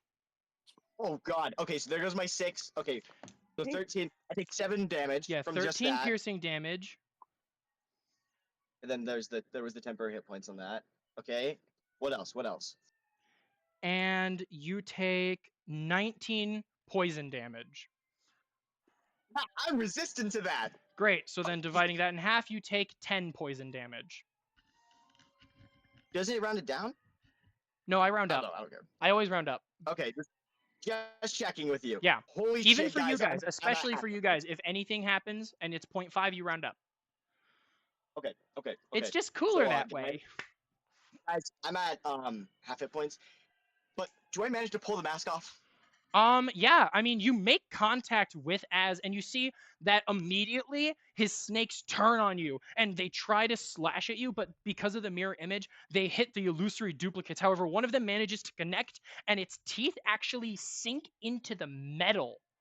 You see this venom begin to pool out of that bite, and it begins to mix in with your arcane fluid, Amdar. It hurts like hell. However, you manage to rend that mask off of Az. I'm gonna. Can I?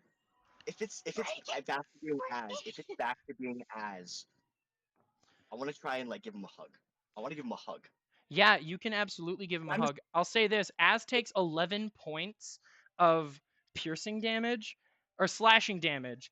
As when you pull the mask off, you see that part of the mask had actually fused into his forehead, and blood is now pooling out of it.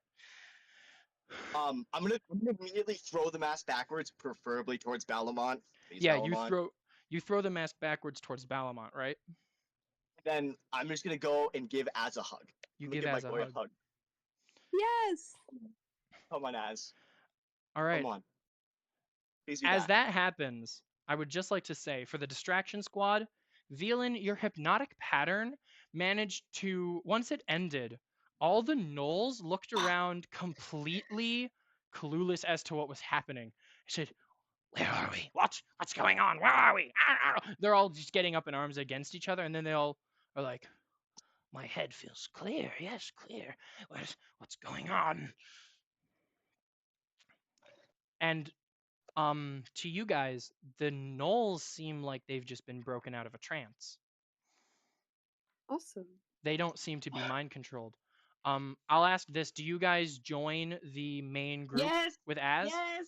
Great. Yes. As you all see, just where Amdar's turn left off, the last thing you see, he rips away the mask, and you see Amdar embrace Az. I'm gonna shout out for Velan and Balamont to get over here. Please. He needs to be healed. He's hurting. Balamont immediately runs over. Gods, this poor child. We need to break that mask immediately. Burn it. Do whatever. Balamont. I'm gonna. Balamont. Yeah. Give that to Balamont, and then. Well, actually, you threw the mask away towards him. Yeah, I know. Balamont looks back to where you threw the mask. It's gone. No! You oh shit. God! Fuck off! Oh my God. Balamont is using his lay on hands. And he's like holding both hands over Az. Please, Morkilo, don't take this one. Please, Morkilo, don't take this one. He says as he holds his hands just slightly over Az's body, you see cuts and scrapes begin to heal up slightly. Please. Velan, are you casting any healing magic of your own? Yes, I'm casting Healing Word at... You're casting Healing Word at... Please tell me I prepared for... Crow? I'll cast it at 2nd level. 2nd level? Crow. Okay. Yes, I also have Amdar? Cure Wounds. Great. Would you like to cast Cure Wounds? Yes, please. I would very much like to do Great. that. Cast Cure Wounds at what level? I'm gonna cast it first because I only have one second level spell slot left.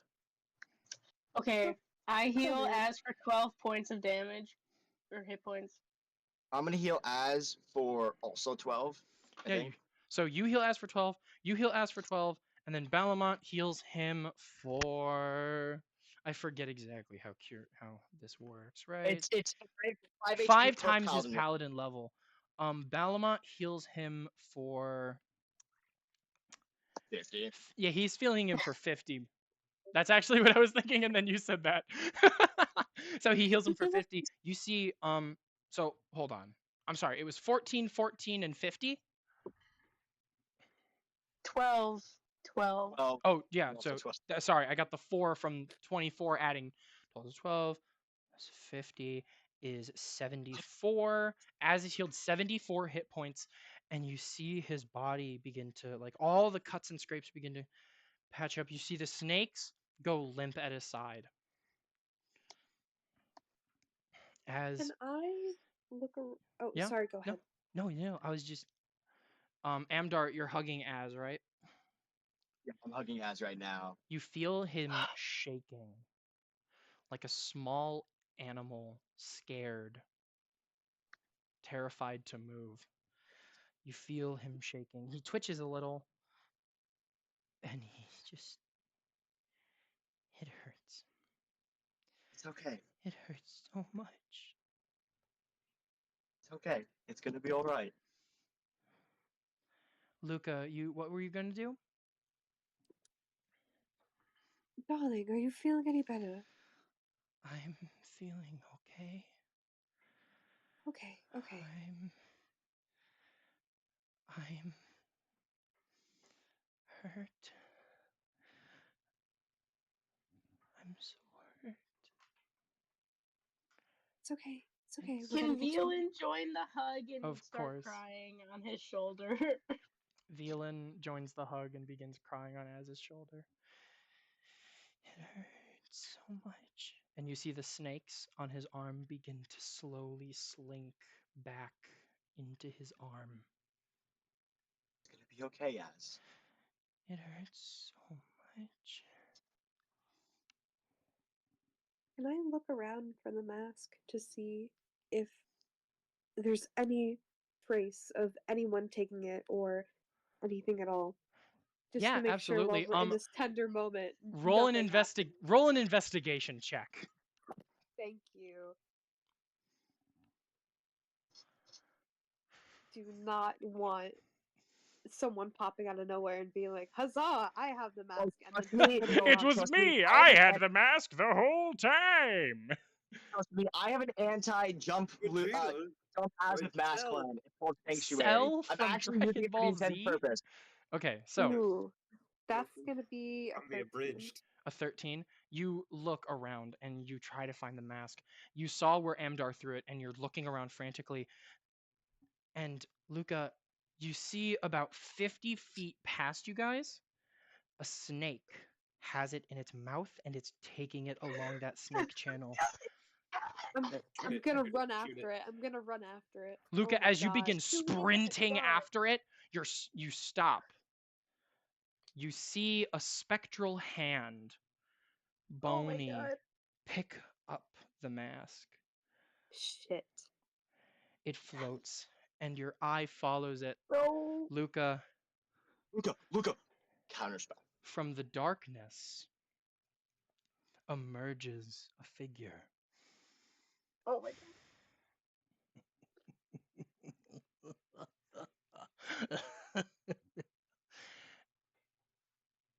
Amdar,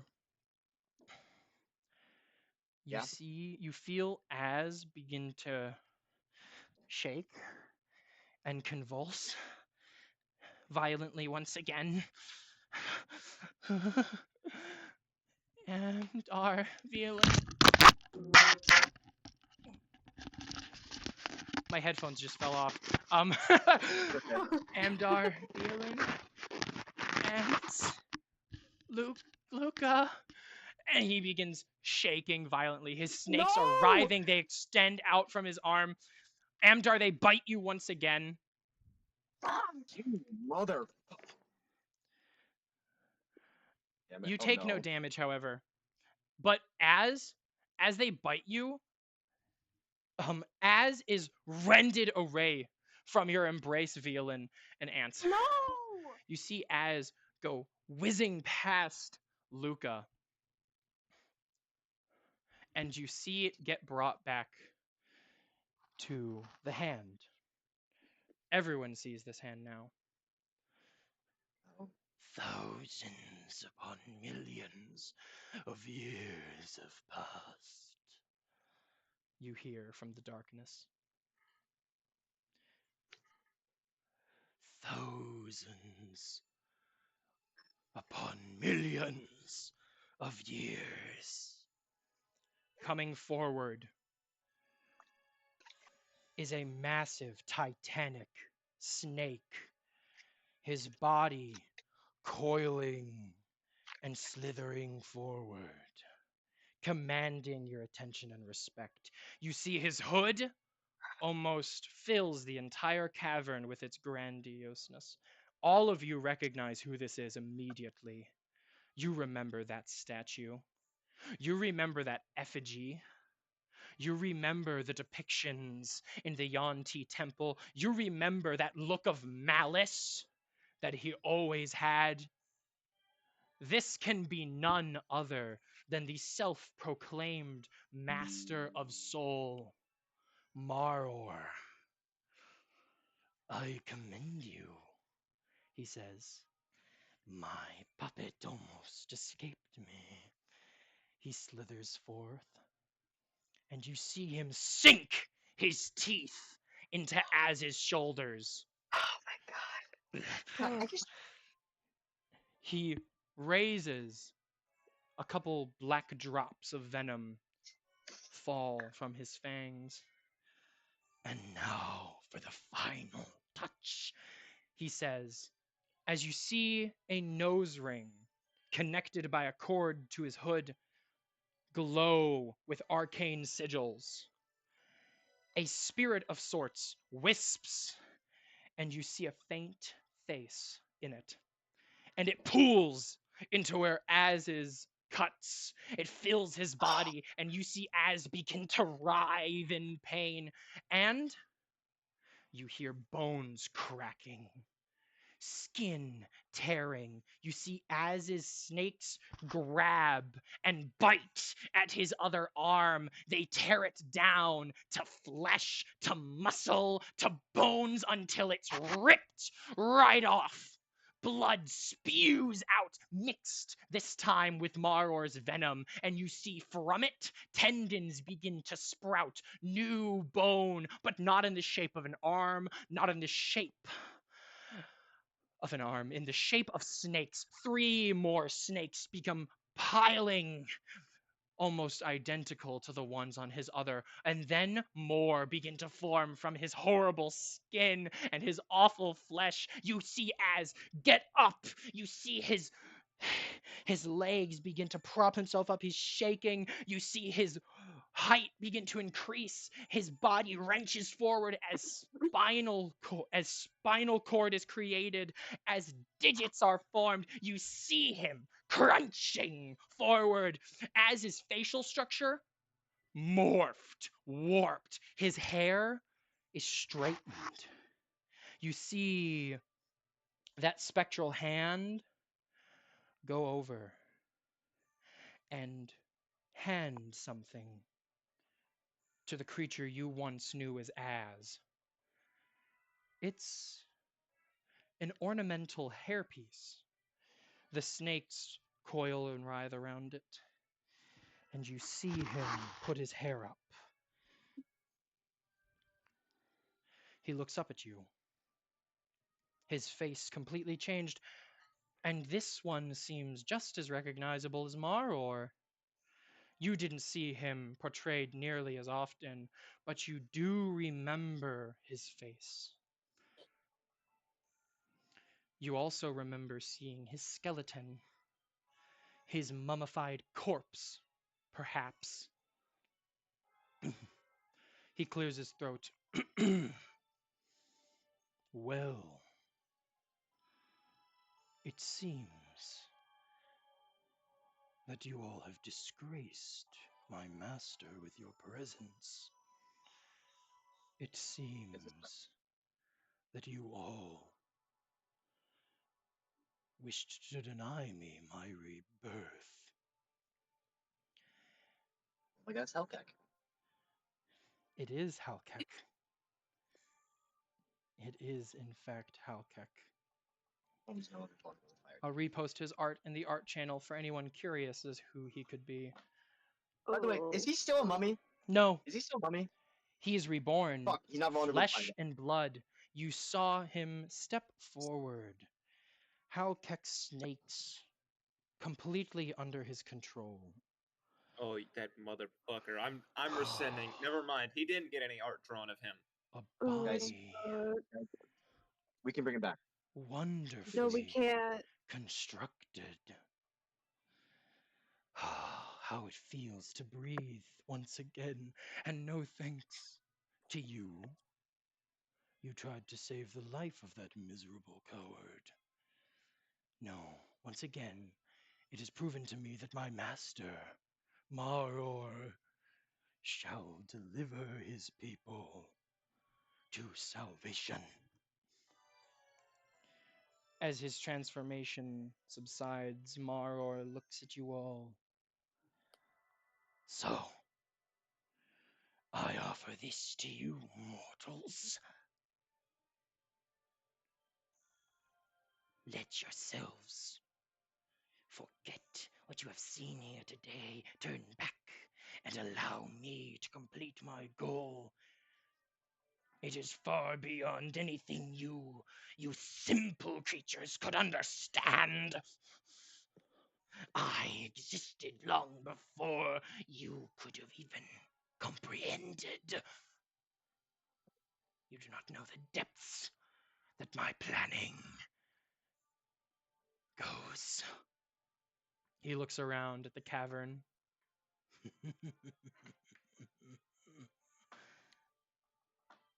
Would you like a demonstration? I think it would be wonderful. And you see Maror slam the ground with his tail. The earth begins to rumble.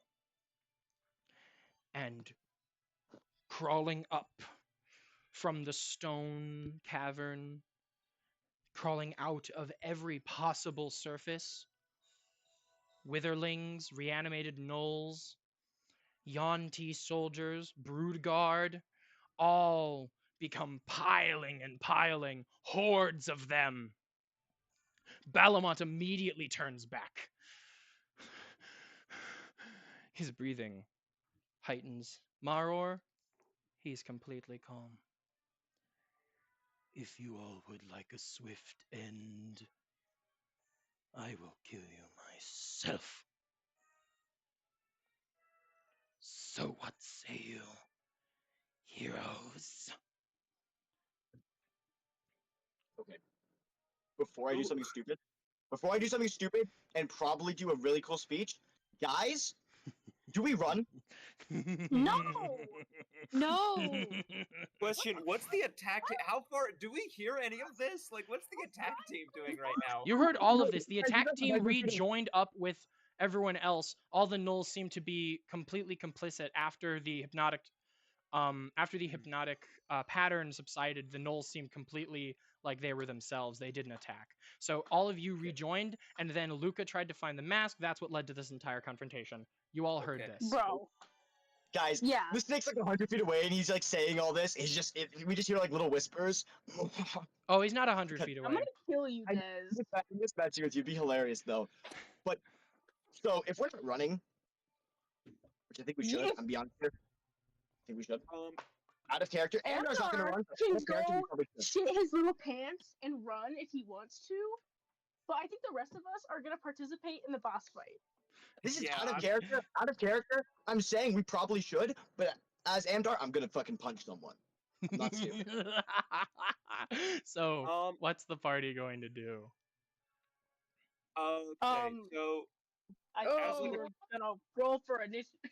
Like, are we just free right now? I'm saying you I'm guys just gonna can. back into the shadow. What'd you say? No, nothing. Never mind. Okay. A really cool thing to say, but honestly, I don't know if I have the improv to do this. I'm like really so low key here. I'm still low key.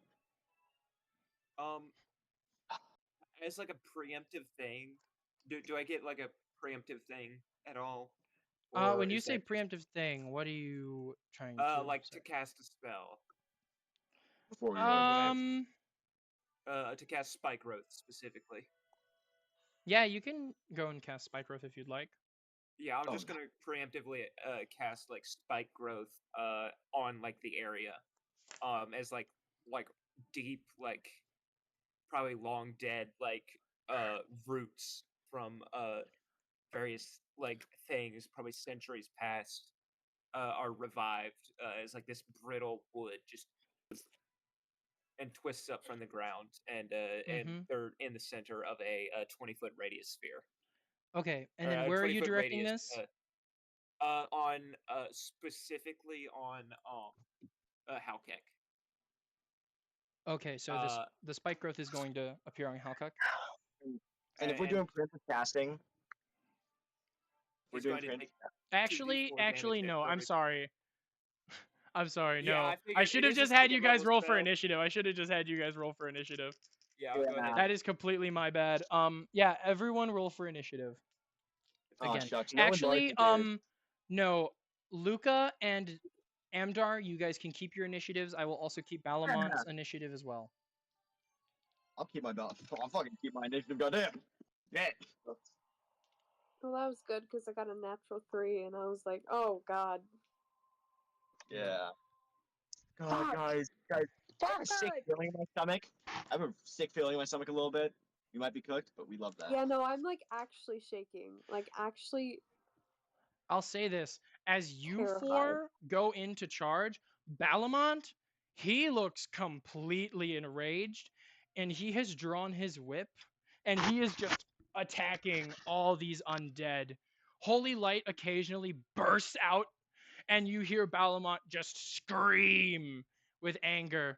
Nilavat and Tanger call back to the party. We'll take care of this. You focus on freeing us.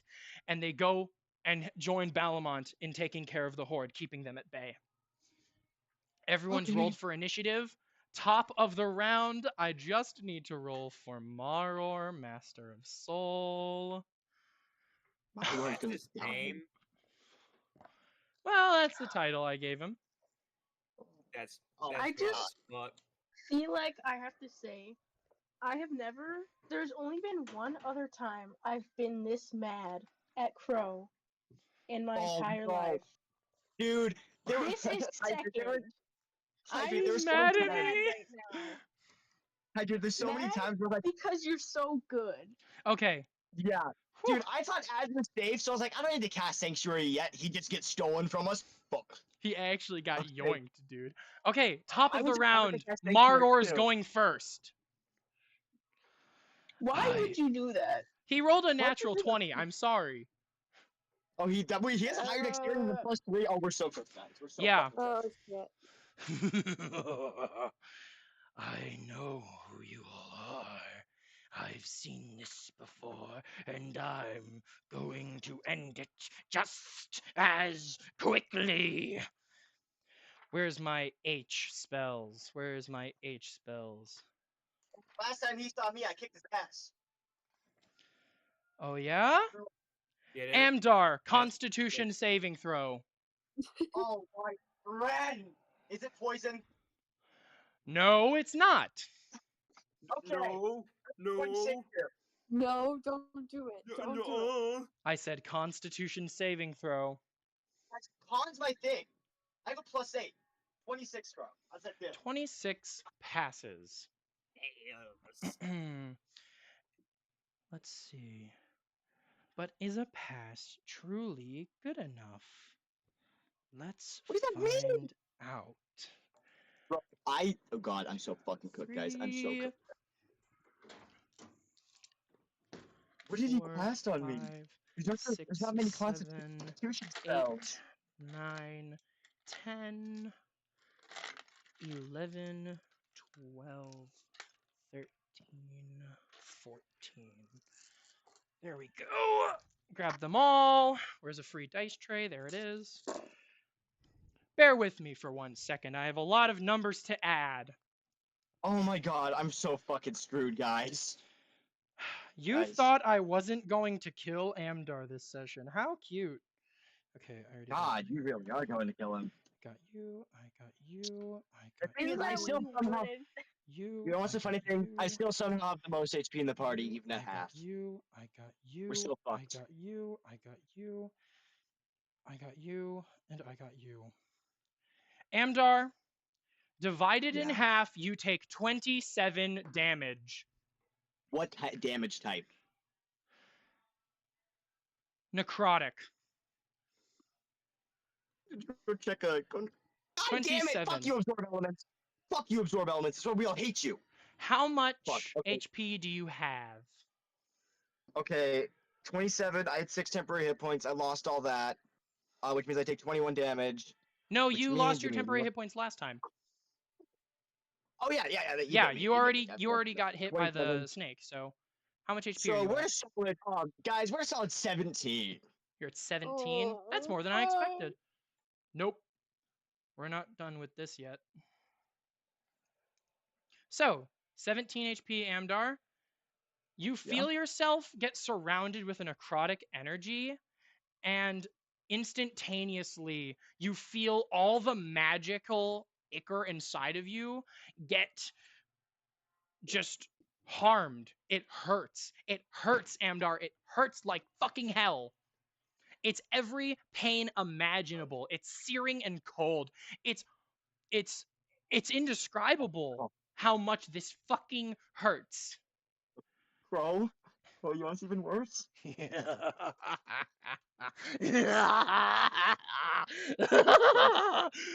Bro, what's even worse is this is the first time Amdar's felt pain in like 2 years. Yes, Amdar. You feel the pain, not your body.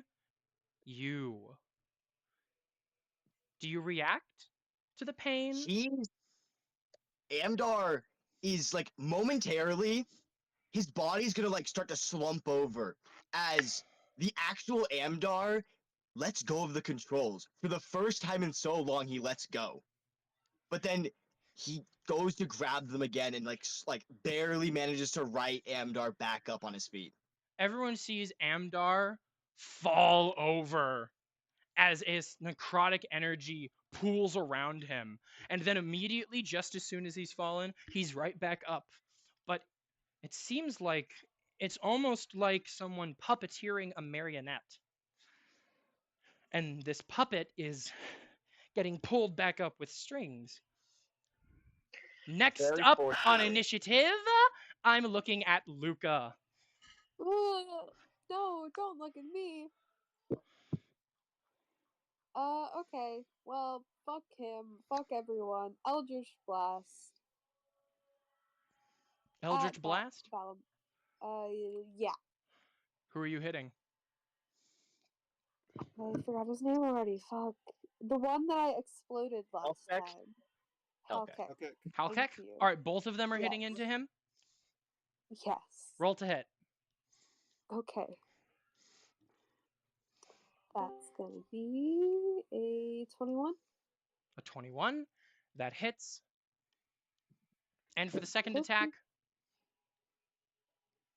15. A 15 hits. Okay, cool. Alright, roll for damage. Damage is a 10 and a 18. 18. Great. I need to have their HPs up.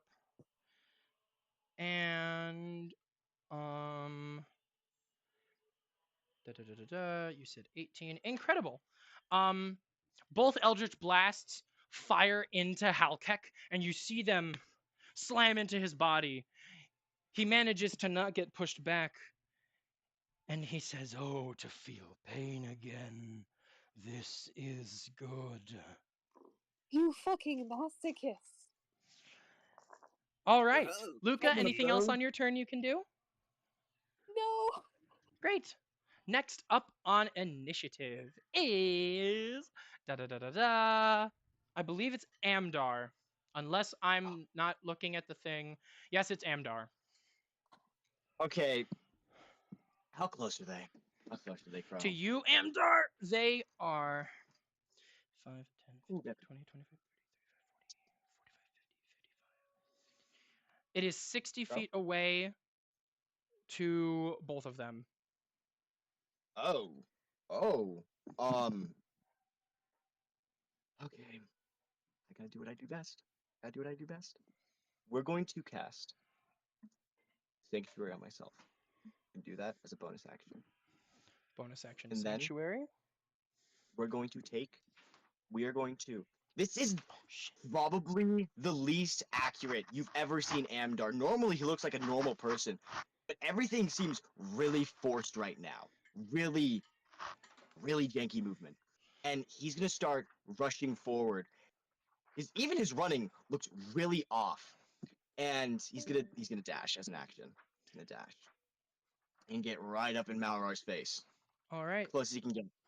And that's all he can do. All he can do. I'll be right back. Oh, you are honestly I'm a kind of shield. dumb. I'm a body. That's all I am. Okay. Wonderful. Sanctuary. Sanctuary, you run up, you dash. That's your action. Wonderful. It's Halkek's turn. Let me just make sure I mark that on my map. It's Halkek's turn. Luca, can I have you make me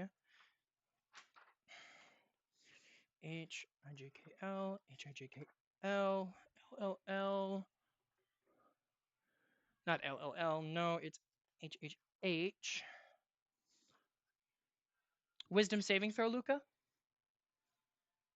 Oh, you're muted. Shoot. Do we know if they're in chat or... Yeah, I can do that really quickly. Okay, yeah. Thank you. Yep, no problem. Wisdom saving throw.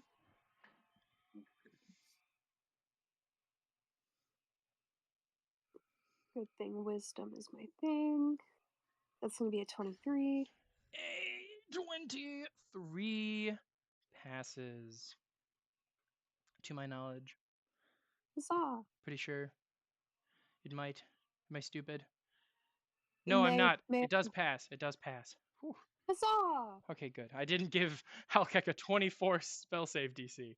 That would have been crazy. Be like, oh, yeah, fuck. Luca, you feel your muscles begin to tense as you almost become paralyzed, but you do manage to shake off the feeling as something almost invades your mind. You see Halkek glaring at you.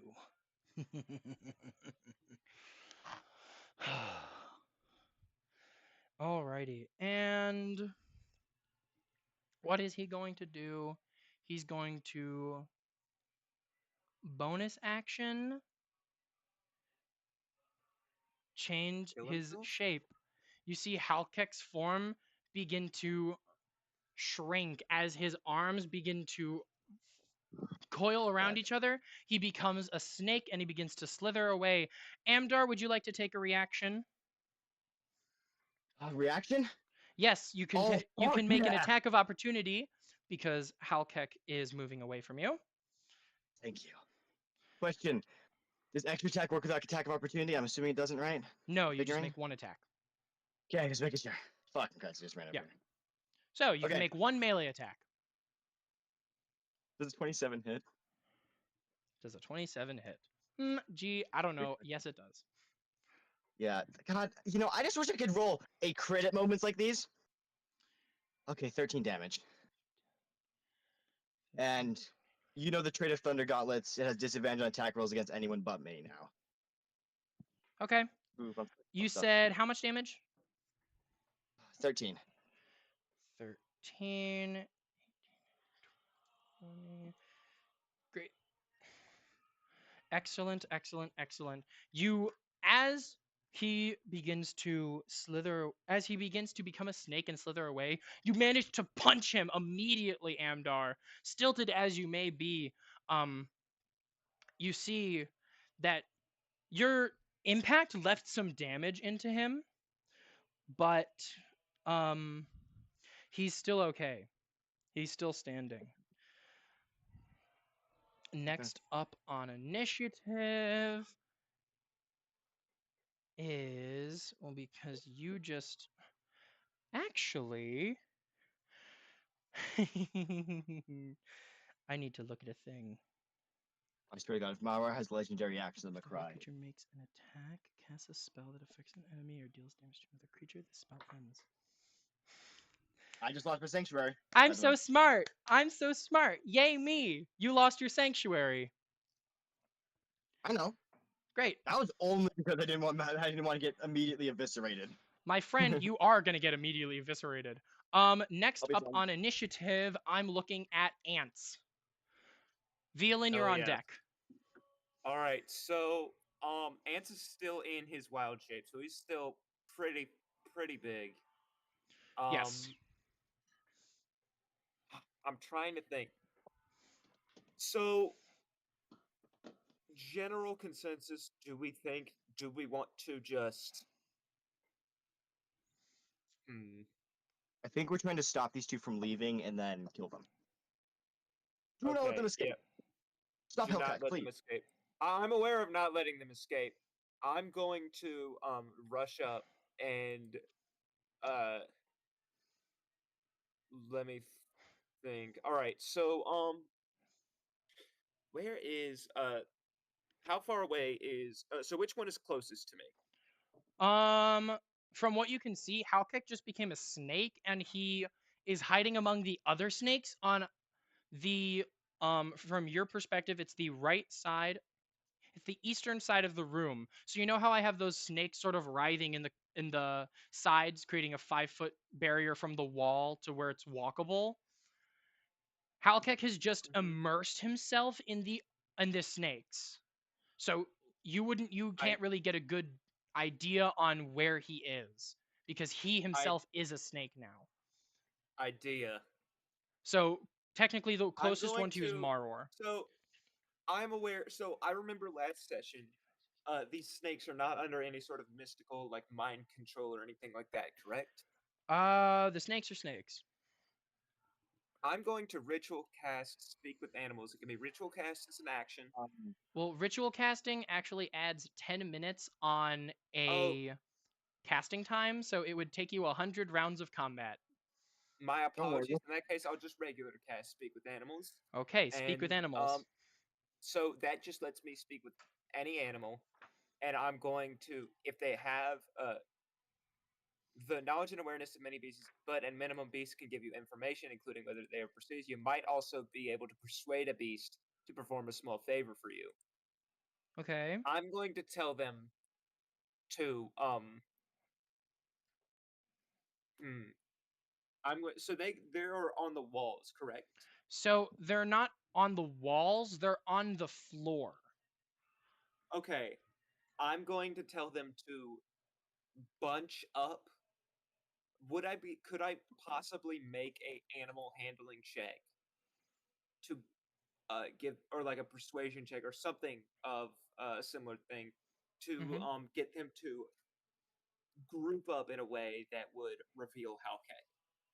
So when you say group up in a way to reveal Halkek, I'm just hissing at them snake language to try and like persuade them to roll a persuasion move check. away from could I make that animal handling or would that have to be persuasion?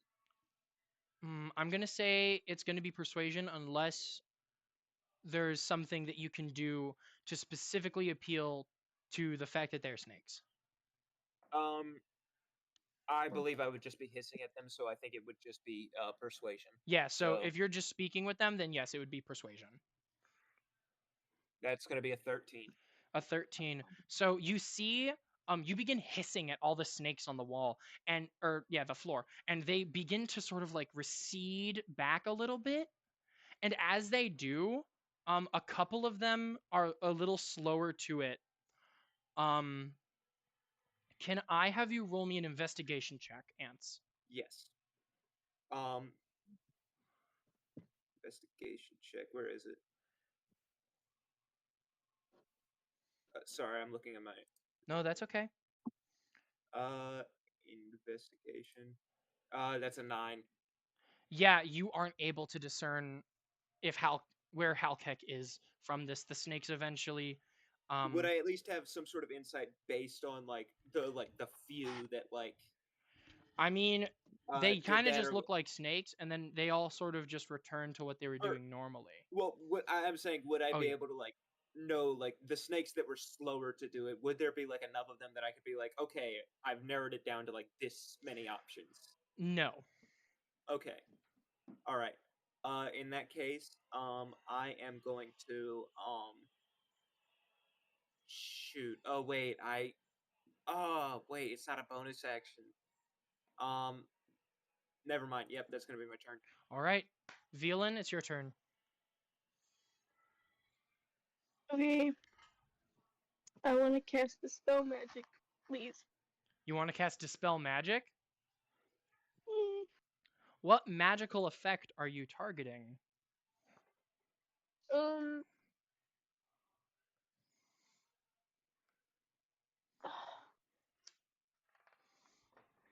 Maror. What do you mean? Wait, when creature. Wait a minute. When creature magical effect is in range, any spell if their level on the target ends for each spell of level or higher. Did Ants rat out? No, Ants did not rat out who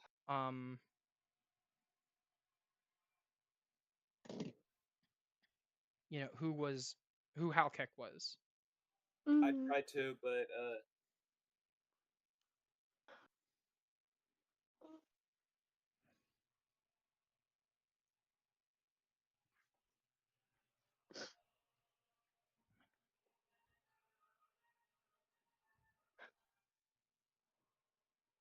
Oh no.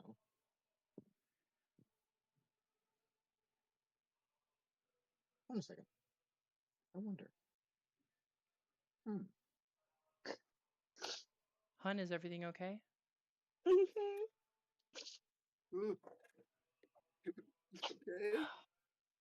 Hydrate? I'm sorry.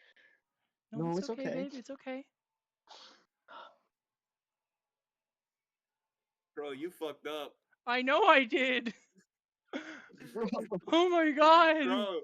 Bro, you fucked up. Holy shit, I'm so sorry. It's okay, you're just so It's okay, I'm cheering you up too. It's okay, you're not alone. You're not alone. No.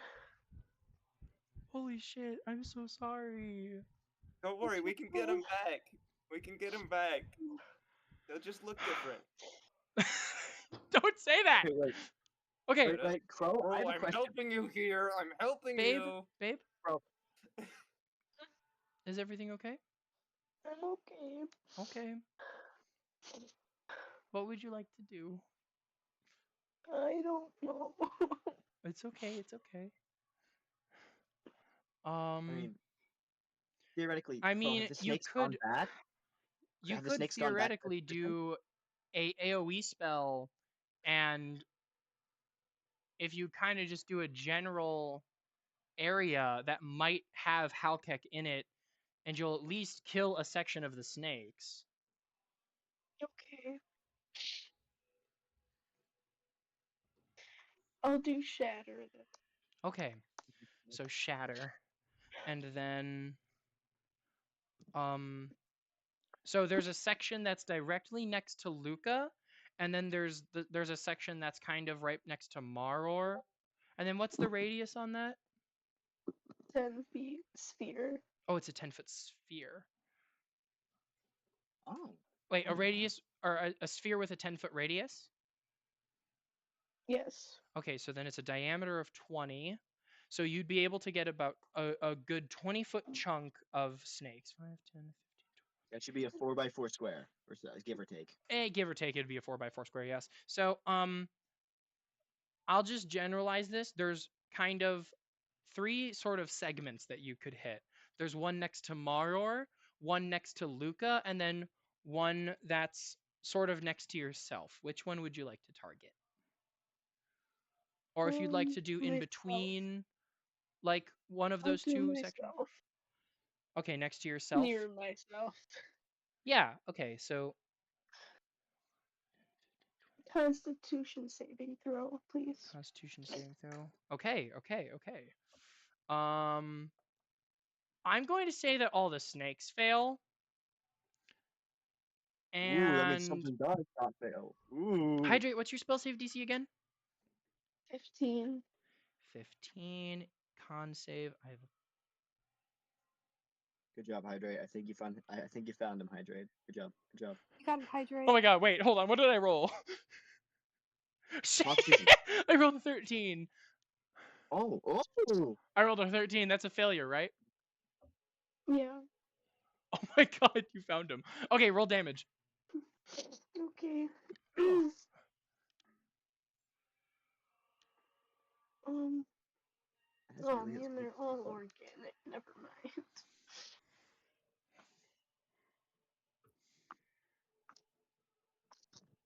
Sorry, I have to find my D8. Take your time.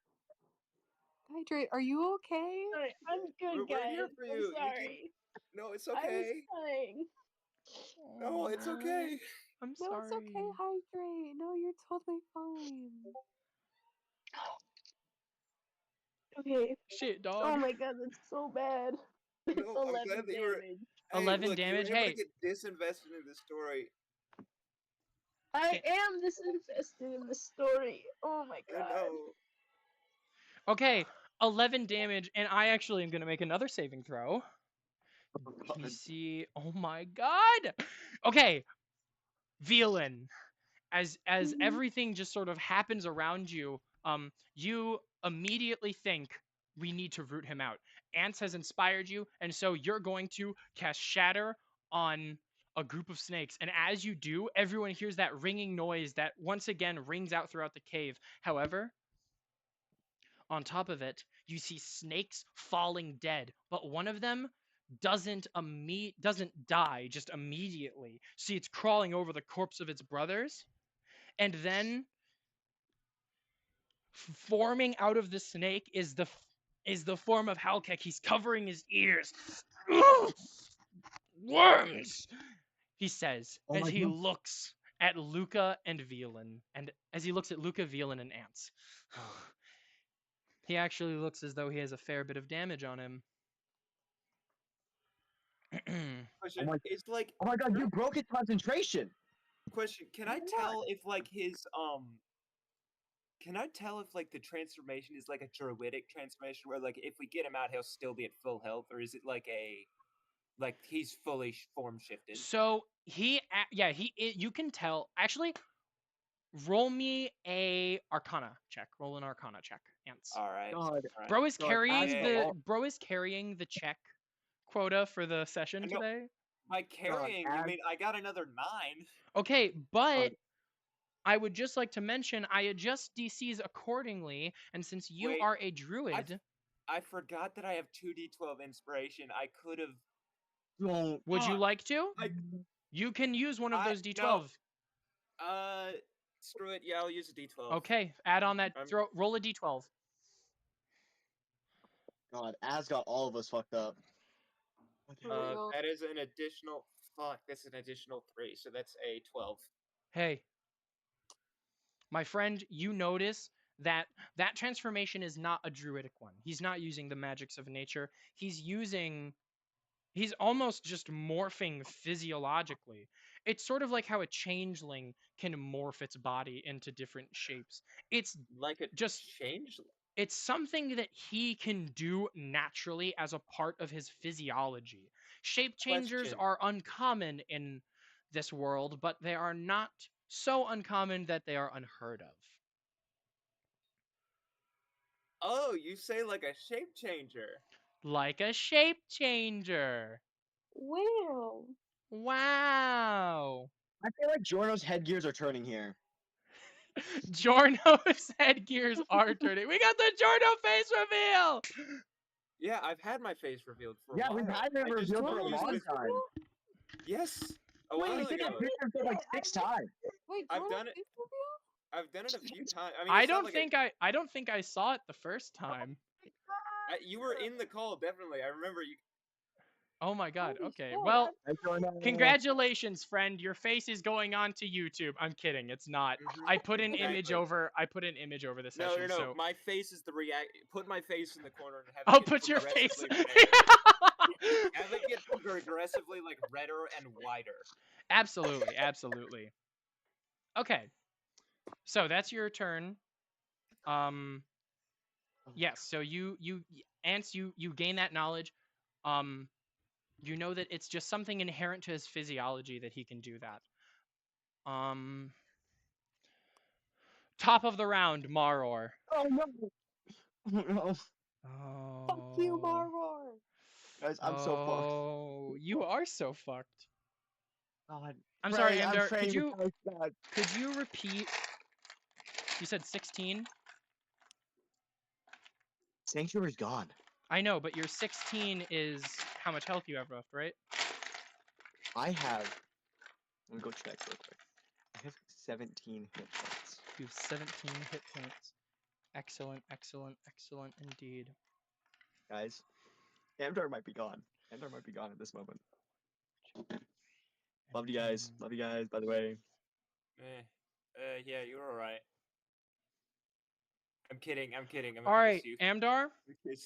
Amdar just kills himself. You see from Maror sprout 5 darts of magical energy that form into snakes.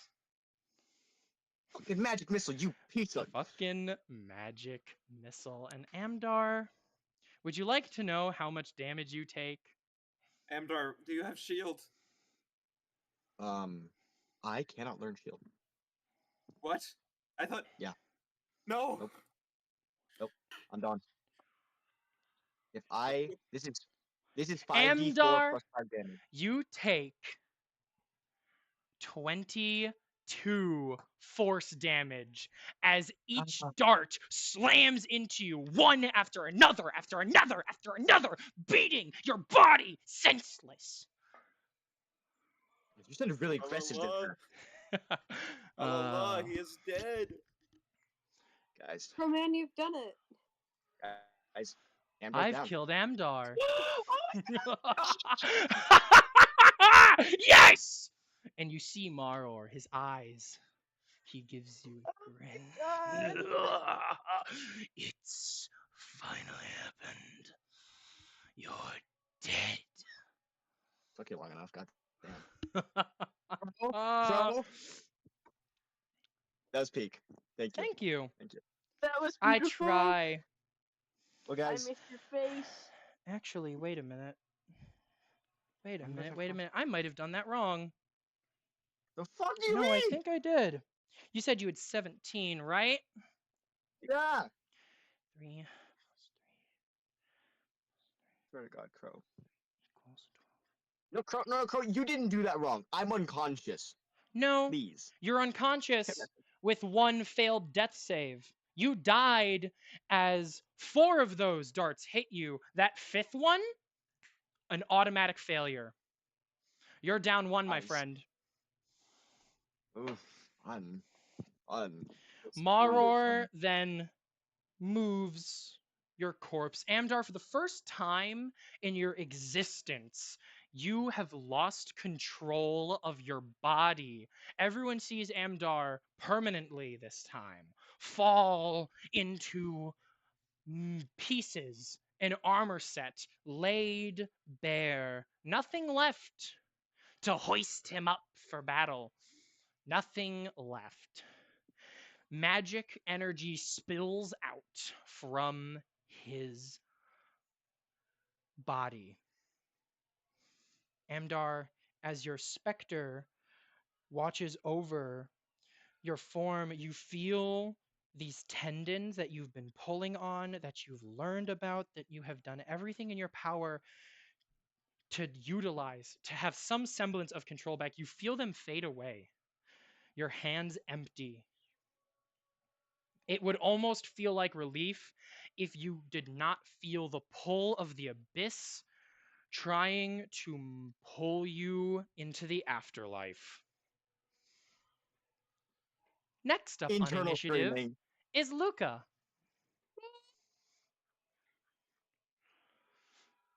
Okay, what can I do? Fuck.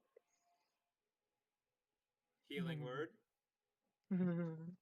You see, I don't have that, bro. Oh no. Oh, fucking warlock, god damn it. Yeah. Rocking Healing back and forth right now. evil. No, it's just fucking. Guys, I'll be Okay. fine. I'll be fine. I'll be fine. Will you? Yeah, I'll be fine. I gave him magic missile just for this purpose. I knew that combination would kill you. Fuck you. I mean, Maror has fought thousands of battles. If that wasn't the tried and true bread and butter, I don't know what would be. I hate this guy. I Anyway. hate Marvel. I'm gonna rip off his skull. Luca? Okay.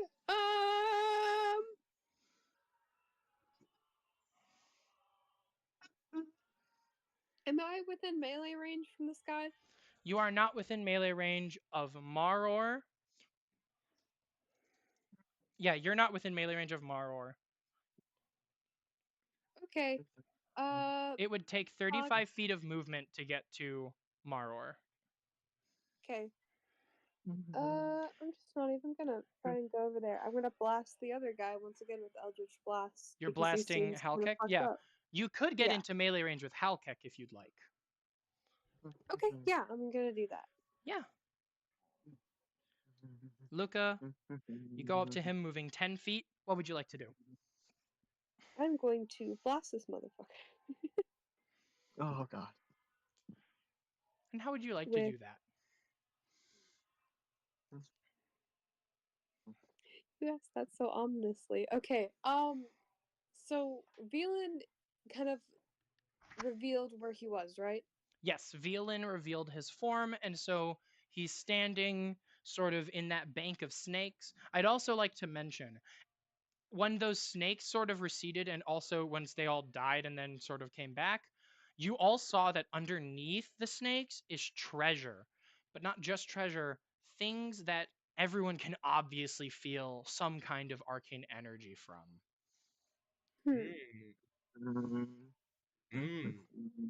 Interesting. Going crazy here, guys. So, in any case, Luca, you get up into melee range. Let's get some treasure. You're within melee range of Halkek. Cool. I am going to Eldritch Blast him with 2 beams and then see where that goes. Great. Roll to hit for both. Got it. Ugh. Hydrate, I cannot thank you enough for getting me these headphones. You said a 16 to hit? And 17. And both of those hit. Roll for damage. Cool. And once again, Hydrate, I cannot thank you enough for getting me these headphones. Like, I have been everywhere around my little area, jumping from book to book to book, and it's all because of you. Oh, this is great. Anyway, how much damage is that in total? That's gonna be 12. 12 total? Yep. Okay. Great. You go up to him, almost face to face, and you hit him with your Eldritch Blast. It arcs, and then comes around, and slams into him. Did you have something else? Oh, am I allowed to inspect this treasure or no? You wouldn't be able to get like a good real look into it, but you would be able to I mean, I'll say that you can roll a investigation check just to glance at it, sort of. Okay. +5 to that. That's gonna be a I rolled bad. 12. Okay. The treasure seems to be, you remember that similar treasure would be brought to that. So remember when I had that watering hole that you were introduced to the campaign in, Luca, where you were dancing for Silas? Yep. That area was frequented by gnolls and goblins who were returning from overseas or over the desert missions. They would carry large, vast amounts of magic items in sacks. These seem to be of similar like type, you know? Rare amulets, rings, bracelets, things like that. Okay. So that's what you can sort of glean from that, but nothing like specific, like, oh, you can tell that this is a pearl of power, you can tell that this is a parapet of health, you know, things like that. Yeah. In any case, is that everything on your turn? Yep. Great. Amdar. Saving throws. Roll me a death saving throw. Okay. And DM me the result. Okay. Do not pass go. Do not collect $200. Do not give us any indication. Just. I'm so worried. Oh, fuck. That's my turn.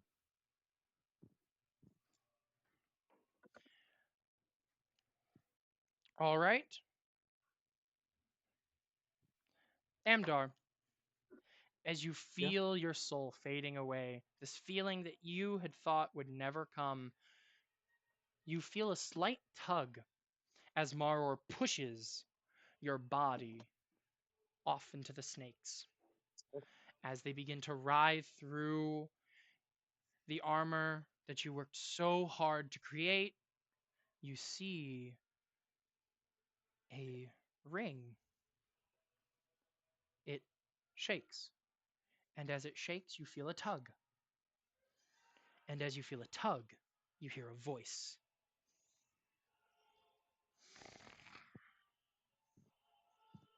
Help me, help you. Help me, help you. Would you like to respond, Amdar? Amdar is gonna sit in. Right. This is coming from inside where he's at. This is coming where he's in the abyss. It's in there with him. Yes. He's Amdar, the little spectral version of him. He's gonna look around, trying to identify the voice, and he turns around, and you know the thing of calling him, the thing wanting this deal. He ponders between the two options he has. He hears that voice, but then he also feels that slight tug from behind as the abyss tries to drag him down, back into the afterlife. Mm-hmm. Yes. You're a smart one. Help me, help you. Amdar, do you speak Abyssal? I will check that. Pretty sure I don't. Okay.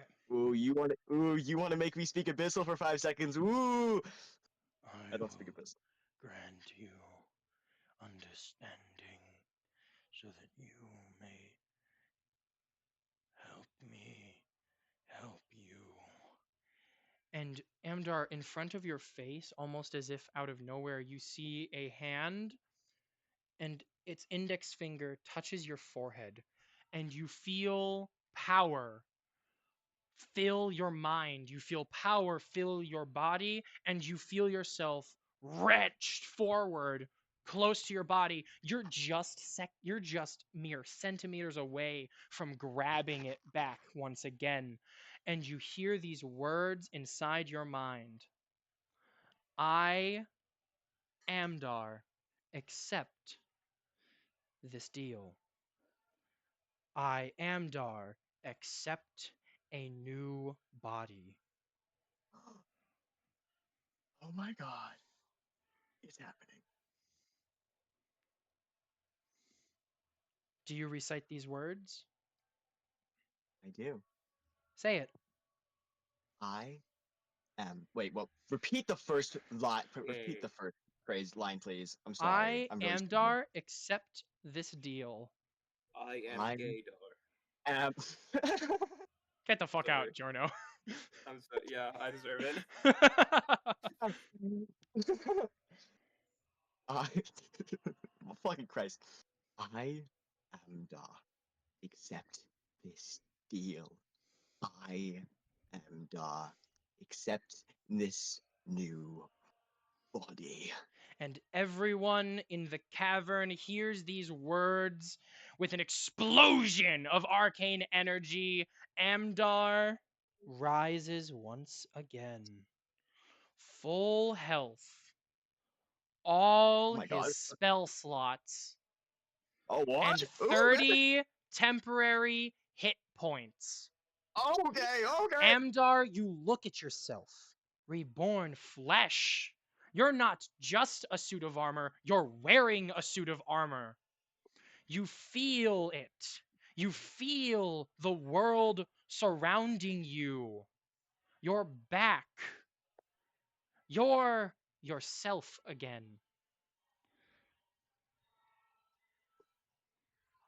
Everyone sees in a burst of magical energy, Amdar returns.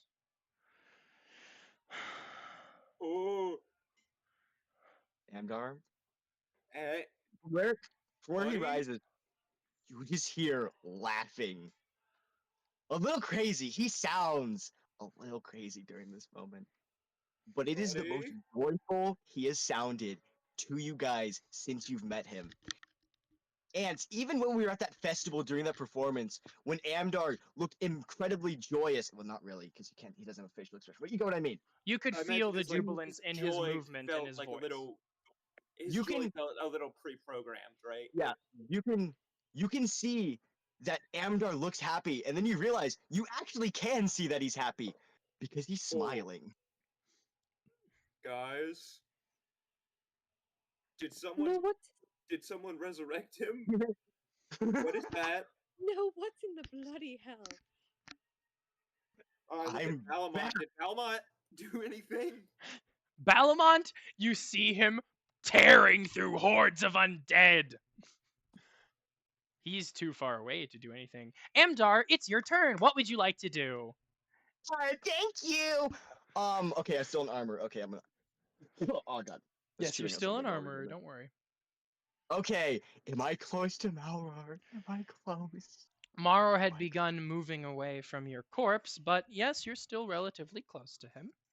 I'm going to run right up to him and just tackle where he where his neck, like where the cobra frill starts to like actually jut from the neck.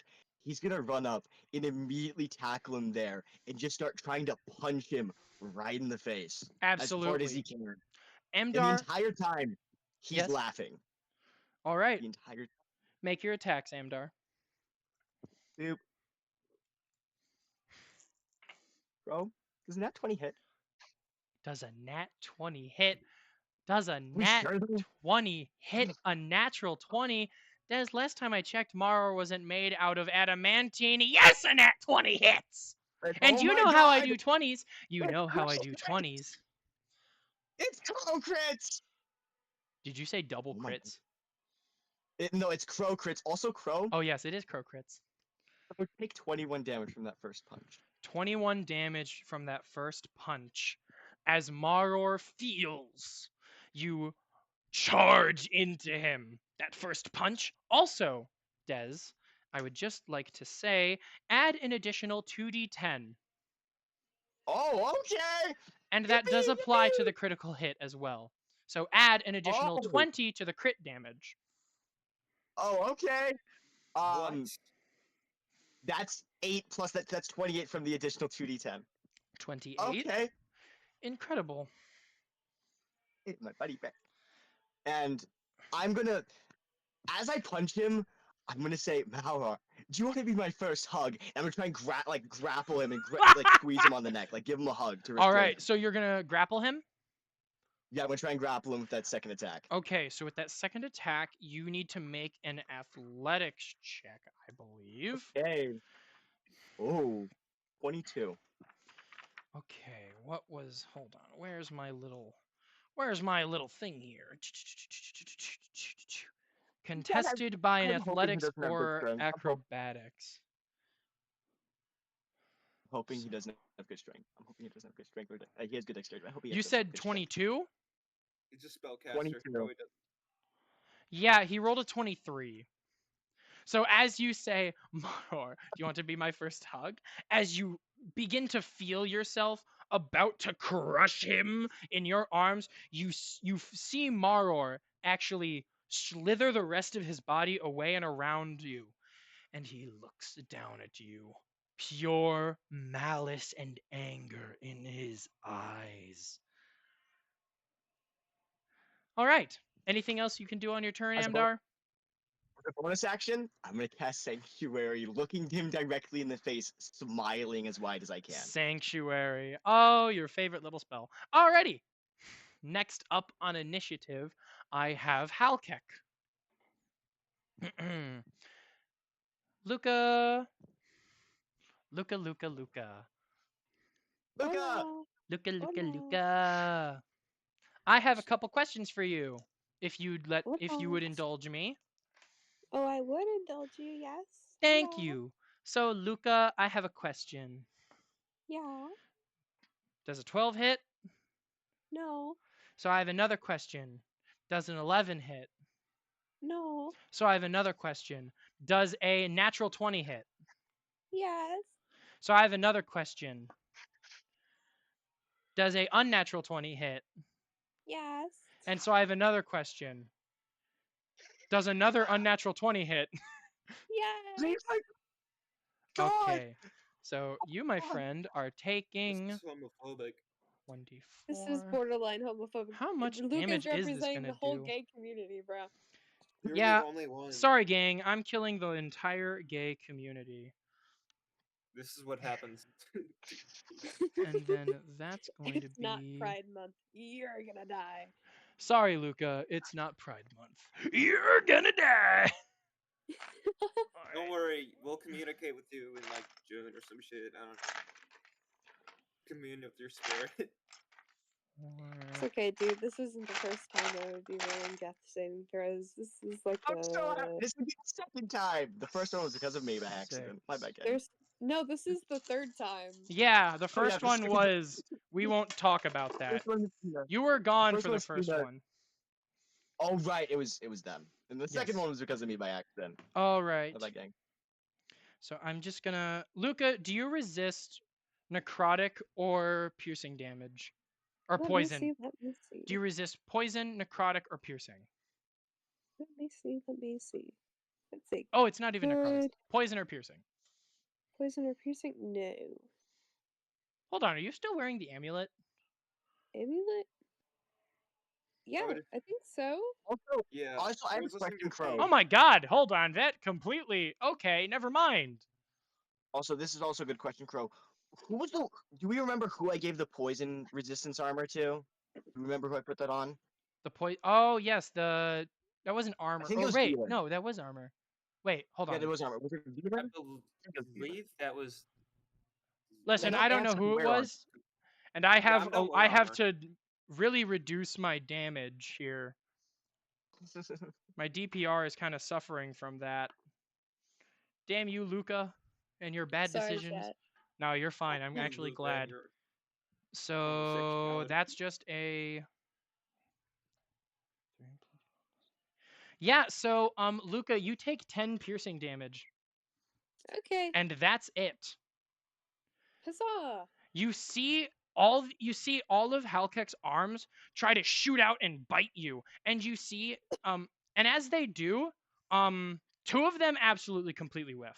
But one of them does manage to get a bite in. But where you'd normally feel poison coursing into your veins, you see that from the wound, it just gets expelled. Your amulet or pendant that you had put on so long ago, having a slight glow to it. Halkek looks at you. as these spectral fangs come out from him and try to bite you. They completely miss. He looks at you. My wife. You stole that from my wife. You would dare disrespect her. You're trying to mind control him. Gets dunked on, bitch boy. I don't say that. I hoped not. Just say it. Say it. I hoped I don't. not. I do not say that. Get dunked on? Who are you, Sans Undertale? Get out of this campaign! Anyway. He never says that. He never says that. Shut up, Giorno.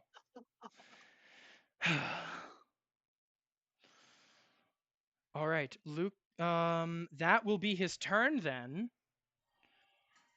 Who's next? It's Ants. Okay. So wait, is Halkek still grappled? Grappled by what? Why would he be grappled by? Oh wait. No, I'm sorry. I missed. Right. Sorry. Wrong snake guy. Wrong snake guy. Wrong snake guy. Sorry. So is Maror still grappled? Yeah. Maror did not get grappled. He actually succeeded his opposed check. Okay, so question: which one of the Halkek, you said that he could shape change like just as a natural part of himself, yes, right? he could naturally shape change into a snake. Okay. Moonbeam 3rd level. He has disadvantage. Oh my god, wait, you're casting Moonbeam? Moonbeam 3rd level. Fuck yes! Moonbeam. Now, does that have any immediate effects, or are we waiting till his turn? It has a first and immediate effect of 3d10, and then he takes 3d10 on his next turn. When a creature enters the spell's area for the first time on a turn or starts its turn there, it is engulfed in ghostly flames that cause searing pain. So on his turn, he's going to have to make a Constitution saving throw.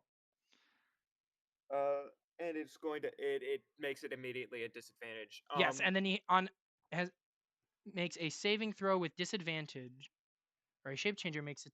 Oh, he has disadvantage. Oh my god! Oh my god, that's insane! You fucking genius! That's amazing! God, you're incredible. You're incredible. Giorno, Ants is getting a kiss. Ants is getting a hug and a kiss for that. No, that's why That's why you had your magical... Yeah. That's why he had his little grin on. That is smart. That is smart. I said Moonbeam gonna go crazy in the chat. I didn't see that, if I'm being honest. Okay, Giorno, anything else that you're doing on your turn? Yes. So, Great. So you cast the Moonbeam. So, question. Yes. So, who right now is looking like the most fucked up out of everyone? The most fucked up? I mean, I would have said Amdar, but he's fine. I mean, right now it's probably Luca. All right, yeah. Luca. Well, relative to Maror and Halkek, Luca's pretty okay, I think. But you know, still, I'm just gonna to like cover a basis, healing word on Luca. All right. Or wait, no, you cannot. Because you casted a bonus action. Yes, but you cast a leveled spell on your turn already. Oh, my apologies. No, that's okay. All right, let's see. I remember the rules. Oh. Yeah, I don't have any bonus actions that I could do. Oh, wait, I think I don't. Let me check. Because there might I mean, be... you could also move as well. If you'd like, I can send you a picture of the current map. Oh, okay. So I can use a bonus action to grapple a target with my pincers. So wonderful. I'm going to run towards Halkek, and I'm just going to grapple him with my like 2 huge pincers when I grapple. What's your movement speed? My movement speed is 30. Okay, so you're not going to be able to get up to Halkek with just 30. Okay. Is there anyone else that I could make it to? You wouldn't be able to. It's just Maror and Halkek, and then they're pretty far from you. Okay. So would you like to move your full movement speed towards Halkek? I would.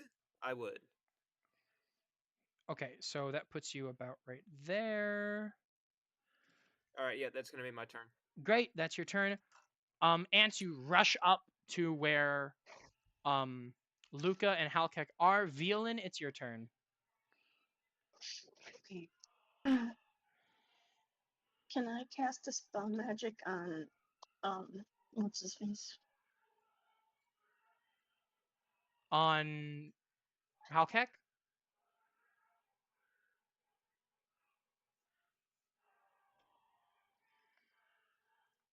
Oh, I do not want to create an invite to that channel.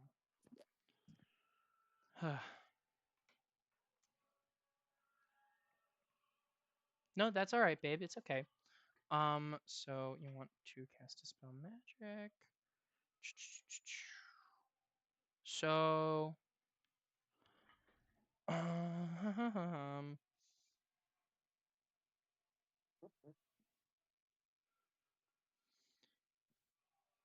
I'll.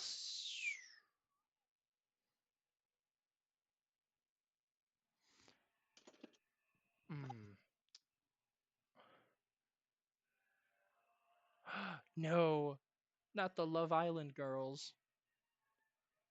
Fuck them. Anyway, hope they don't go to watch the No Strings VOD. Anyway,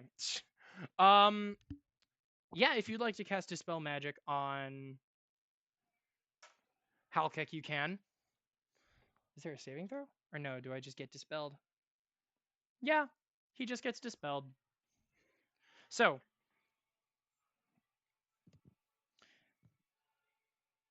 Violin, you cast Dispel Magic, and everyone sees that it spears straight into Halkek. Oh, this is fun. And as it impacts him, you see for a second. Actually, no, not for a second. I have to roll a saving throw. Ooh, roll saving throw. Ooh. Not for a second. Oh, he failed. Oh. You see Halkek's body shrink. His arm goes back into his body, and you hear horrible screaming from Az. He then, he just gets knocked back by this magical energy into the wall, and you see his body completely revert to himself again. Oh, gods, he says. Oh, gods. Az seems to be back to normal. I have to roll. Check. Insight check. What, on me? No. On this, I don't trust that. Can I insight check that actually? I doubt it's a Sukuna deal. I don't think you it's gonna be like, able to. You wouldn't be able to insight it. Okay, I will say, he can't change forms while in Moonbeam. Wait, he can't. Oh. Wait. Well, you know what? That's hold on. No. That's different. It's a completely different magic that's happening here, so that can still go through. Okay. It's. Oh, I don't want to say it, but I have to. I'm not gonna. Well, it says that he reverts to his original form. Yeah, but quote unquote, Halkek's original form was his Yuan-ti form, and that Dispel Magic just dispelled the magics on. Well, I'm not gonna get into it. You'll get the lore dump later. In any case, Az is Az right now. He's not like Halkek. He's reverted back into his body. And as you do that, Maror looks at Halkek, or now Az, with complete shock. No, please, no. I tried this once before. It can't happen just like him. A failed attempt. No. Failed attempt to restart them. I've been planning this.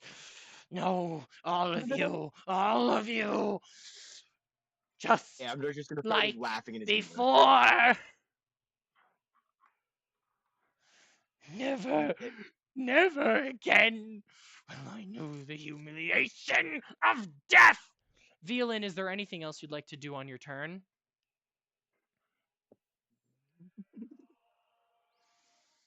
Oh, I hope you're not condemned to being muted. Okay. I hope so. Nothing else. Bada bing, bada boom. I love you too. So, Maror, it's top of the round. It's Maror's turn. He is going to cast a fun little spell.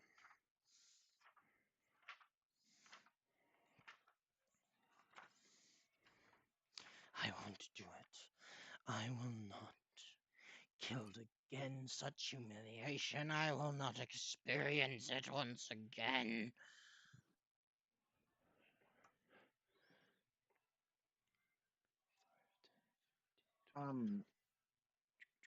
Okay, that's going to hit Luca as an ants. Oh Nope. fuck. Luca Well, and ants, I need you to make a dexterity saving throw. Okay. Okie dokie. oh, Yes, Des? no. Are you saying I crow was or like what do you? I was checking something real quick. I was trying to remember if casting a spell within 5 feet of someone does anything, but no, I don't think No. so. That's a 21. 21. That's an 8. That's a success. The 8 is a fail, and I'm gonna give him that magical resistance, so he has advantage.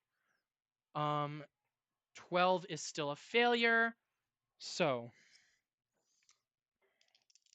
where's my spell? Where's my spell? You see that as Maror begins to,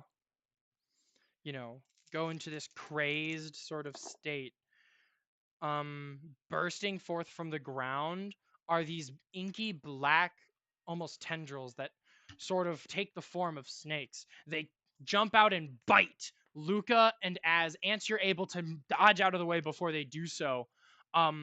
Luca and Az both take 15 bludgeoning damage, or no, piercing damage.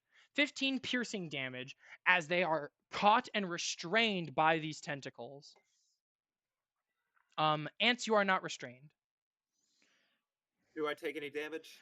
You take half of 15, which in Okay. our case is divided by 2. That'll be 8. So you take 8 damage and you are not restrained. Okay. Oh god. God. I'm at 44 now. Ooh, I have to subtract that from Az's total. God, I took most of that. I took most of the damage this combat. And you're back I'm at at full still. 14 hit points. Yeah. I'm happy. Can't believe I'm there's so still- happy for Amdar, dude. Oh my god, this is so silly. Okay, He's so so joyous right next up on initiative is Luca. Immediately, you take 13 bludgeoning damage.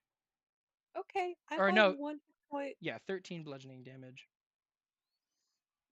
So, if you'd like, you can. So, you are restrained, which means your speed is 0 and you can't benefit from bonuses to speed. Attack rolls against you have advantage, and your attack rolls have disadvantage, and then you have disadvantage on dexterity saving throws. If you'd like, you can use your action to make a strength or dexterity check against the against Maror's spell save DC. Could I make a check, a dexterity check? Absolutely. And once again, this is your action. Got it. So, That is a 21. a 21 is a success. Luca, you are freed as you slip out of the snake's grasp on you. You do have a bonus action still, if you'd like. And as your action was not spent casting a spell, you could use a bonus action spell. Okie dokie. Just want to let you know. Let's see. You should have some bonus action spells. I know I suggested some to you, I think. Yeah, fuck. We have Misty Step? Spell slots, but I have cantrips right now. Oh, well, you're out of spell slots. Fuck. Yeah. Also, I do feel the need to mention that the spell storing ring doesn't store a spell, it just gives you a spell slot back. Oh, it does? I feel the need to mention that. Oh, wonderful. Yeah, you're thinking of the spell storing object at 11th level. This is an actual different thing. Okay. Just clarifying that for everyone. I should have clarified that a lot earlier. But that probably would have been a good idea, actually. But I do believe it might be an action to restore the spell. I will go real check that actually for you guys. Okay, well, I'm gonna use Vampiric Touch as I kind of slip out. Yep. Hold on, let me see here. That's gonna be a... Oh, holy shit, a 26 to hit. Give me 1 second. Vampiric Touch. Vampiric Touch is a melee spell. I also feel the need to mention that. No, it's a range of self. Which it's a melee Oh, touch yeah, attack. yeah. So the touch of Yeah, your Shadow Wreath that's what I hand meant. can siphon the life force of others and heal your wounds. Cast a spell stored in it. The spell uses spell slot. Okay, so so how are you casting Vampiric Touch exactly? Like, as I slip out of it, I kind of just put my hand against it as I'm falling, and yeah, if that kind of makes sense, I am. Yeah, I'm just because it has a casting time of 1 action, so and like I said, one action? Yeah, Vampiric Touch is an action. It's an action? Okay, never yeah. mind then. I am so sorry. No, My you're bad. fine. You're fine. You're fine. It's a lot to keep Okay. track of. Yeah, I'm so sorry. Combat is not my thing. That is a-okay. Don't worry. Listen, And that's I will why we confirm- have another hour of session left. It's just And I for will say- combat, guys. I will confirm, sadly, yes, it is an action to restore your spell slots. I do apologize. Okay. So wait, Des, could you actually do you have that pulled up on your computer? Yes, I do. I can Could read you it out send to could you. you no, could you send it to my could you DM it to me? Could you DM it to me? In any case, Xavier, Yeah, do you have anything else you'd like to do on your turn? Okay. I don't. Then next up on initiative after good old friendo 23 is Amdar. Ooh. Really? Okay, I actually didn't think of what I want to do. So right, Malor is still like coiled around me, right? And I'm assuming I'm not restrained Maror's right not now. coiled around you, but Maror is sort of like you're within melee range of Maror. Okay. They're just not like coiling you actively. The very vast temptation to cast Enlarge Reduce on myself. The very vast temptation. But Bro is gonna square up. I will square up. Size. Let's go size for size, okay? Beef for beef. Okay. I'm really wondering what I want to do here. I'm also looking at my. You know what? Just fuck this guy. We're just pounding. That sounds really bad now that I think about it. We're just gonna go to punch him with a Thunder Gauntlet. Thunder Gauntlet. And we're still trying to get as close to his head as we can. Does a 22 hit? A 22 hits. Roll damage. Okay. 11 damage. 11 damage. Noted. And then we're bringing the other one up for just another punch. Great. And does a 23 hit? I'm assuming, but just gotta check sometimes. Okay. A 23 does hit. Roll damage. Okay. And that is 12. 12. And then okay. Shit. I'm assuming I can't use defensive field because that would get rid of my already normal temporary hit points. I'm assuming so. Yes, it does, because it replaces any yeah, temporary if you hit points did already. defensive field, then it would override unless the if it would give you extra though, it would like like if it would still be a net positive if you have less hit points than what defensive field would give you. Yeah, I have 30 still. Yeah, he has 30 temp HP. I know what I am going to do. I would avoid. Yeah, I'd but avoid I do know what I'm going to do. Bonus action, we're casting Sanctuary on Az. What's the range on Sanctuary? Range on Sanctuary, it is 30 feet. Is he within range? Yes, he is. Okay. We're punching him. 1 uppercut, 2 uppercut, and then we're extending a hand. And for once, there's no actual, like, mechanical thing happening. This is just a raw spark of energy creating a field around Az, for once. Absolutely. And we see that even though he's currently being restrained by these snakes, he does have that field around him. And Mara has disadvantage on everyone else. It's perfect, and I'm gonna pass. Okay, great. Next up is Az. All right, immediately he's taking 3d6.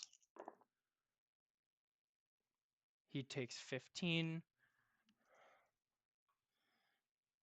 Oh shit, is that? Az is unconscious. Oh no. You see the snakes constrict him, and Az immediately, and he falls unconscious. Did this? This is really weird. But does this do damage?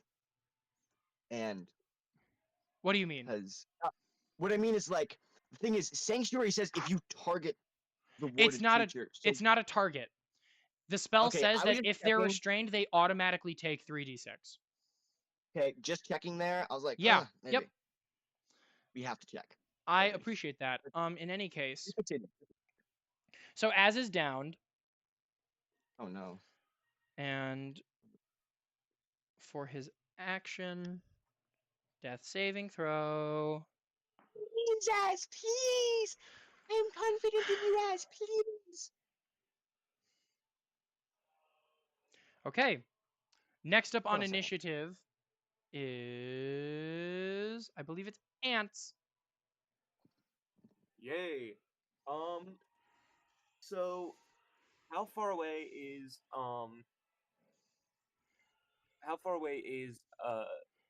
Malroy? And oh wait, I forgot to roll concentration on Moonbeam. Oh! Wait. And wait, did you roll It's damage for DC of Moonbeam as 10. well? I didn't roll Unless Moonbeam you've taken- damage. Oh my god. Oh. Okay, then it's gonna be 3d10. Az, no, Az, no. Or actually, make a dex save first. Dex save at Az. disadvantage. Yes. Oh my god, he's... No, he automatically fails. No, wait. It's a disadvantage for being a shape changer. Well, he also has disadvantage because he's restrained, so he has double disadvantage. Double disadvantage. So I rolled a 20 first, I rolled an 18 second, and then I rolled a 5 third. Yeah, 5 it's not plus gonna do it. 2 is 7. That does not do it. No. God, Valmont. So how much damage is that? That is 15 damage, and then I'm going to run up to him. And question: has it been 10 minutes since It has. Since I cast Call Lightning? Yes. Okay, never mind then. In that case, I am going to let me do.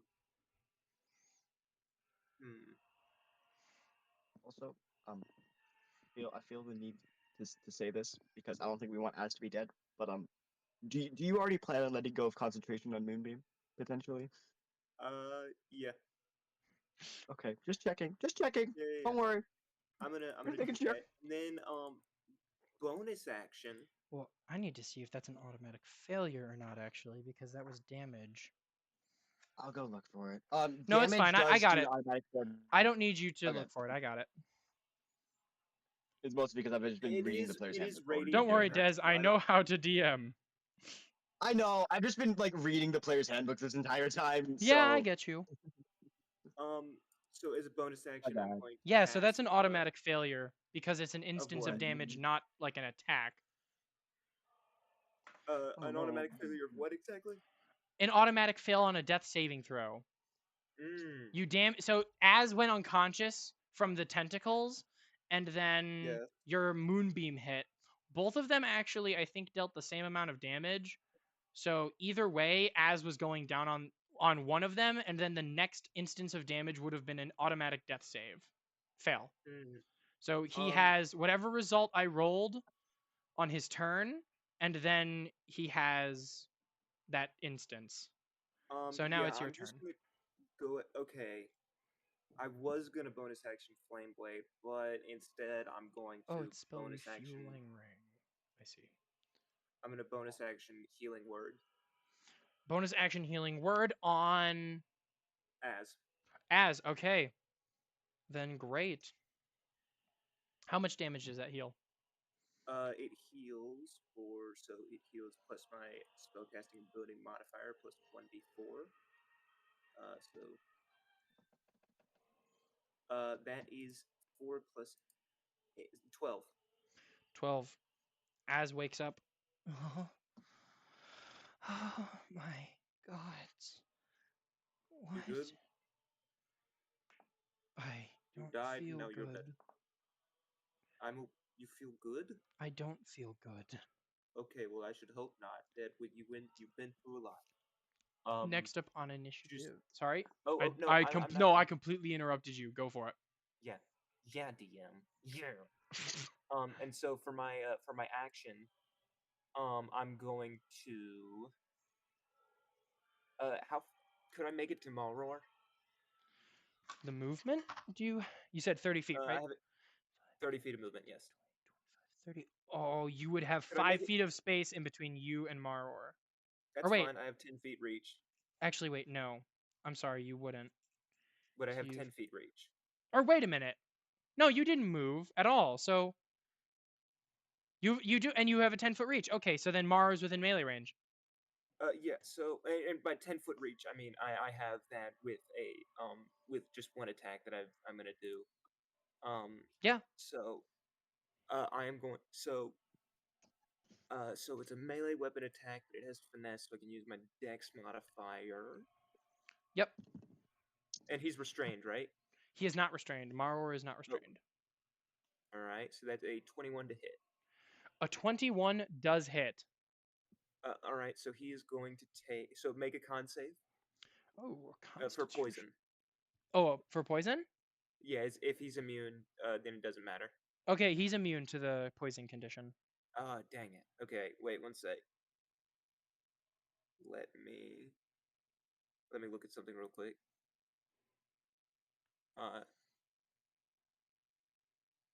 Okay, and he takes. Sorry, let me just takes 1d8 plus Dex. So Get him. 1d8 plus 4. Get him. So that he takes 9 damage, and I get multi attack while in wild shape and using my insectoid thing. So that is a 20 to hit. That 20 hits. Roll for damage. And what was that first instance of damage, Ants? The first instance was 9, and the second one is 6. Hold on. As I stab him twice with my stinger. With your stinger? Okay. Ants, as you run up to Maror, you're thinking to yourself, all the pain and suffering he's caused, all of the torment, all of those sand snatchers he enslaved, beat, murdered. It's him. He's the ringleader. He's the one in charge. And as you sprint up, you plunge your stinger into his body. You try to inject a venom, but Maror laughs at you. Hey, imagine on the second strike, I don't do any venom. I just Absolutely. try and drag the stinger. Like I inject it in. Yep. But in the second time, I don't even try to inject venom. I just take it and I just slide it down. Absolutely. He laughs at your feeble attempt to inject venom into him, and you know that won't work. So with your second attack, you just try to gore him as deep as possible, to even show him a fraction of the amount of pain he would dare cause to these poor, innocent creatures. Speaking of which, is there any sense of update on, like, I imagine it hasn't been too long, but with Lydia and Jason? There's not. Okay. The only vibration you feel, Ants, is Maror's titanic body hitting the ground. He's dead. I killed him? Also, it's Jacob. It's is unconscious. Maror lies there. No, no, please. Not this darkness again. As we're out of it, I cast Flame Blade and I begin stabbing him.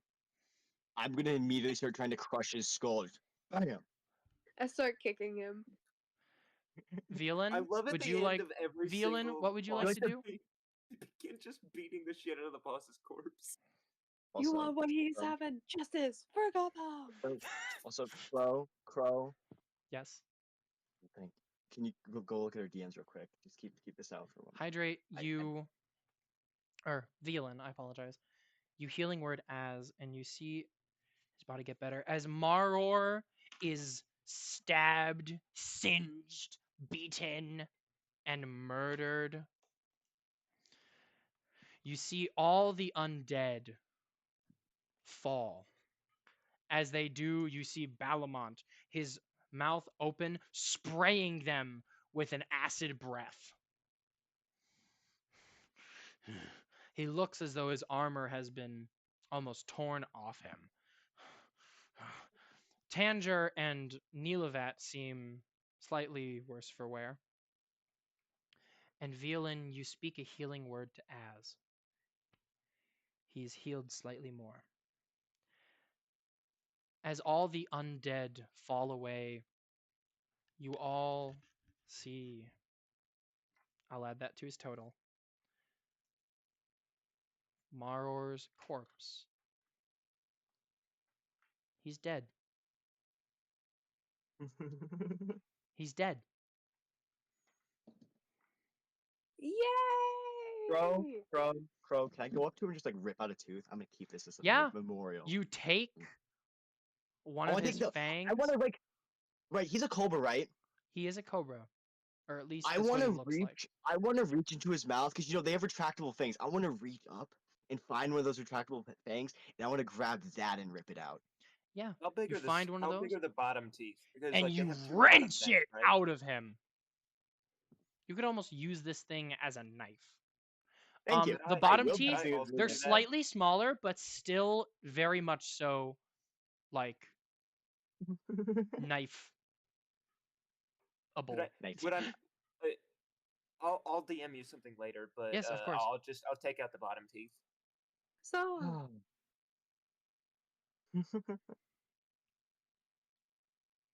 Oh my god, we did it. You did it. You've beaten Maror. Velen, you're holding Az in your arms, and you see the snakes on his arm wither away as he sits there. The mark that once spewed blood from his forehead, gone.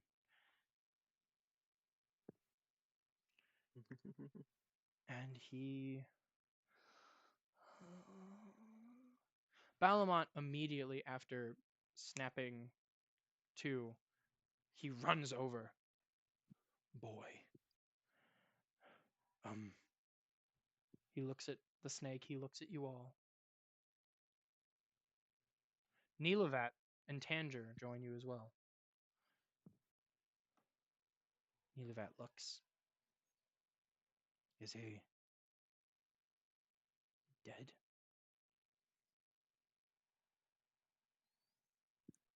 Probably. Hopefully. Ants! Oh, I thought you were talking about Malror. I'm still focused on, like, Malror. I'm just stabbing him still. Yeah, Maror is, not moving, so... I can imagine, that was my bad. I'm sorry.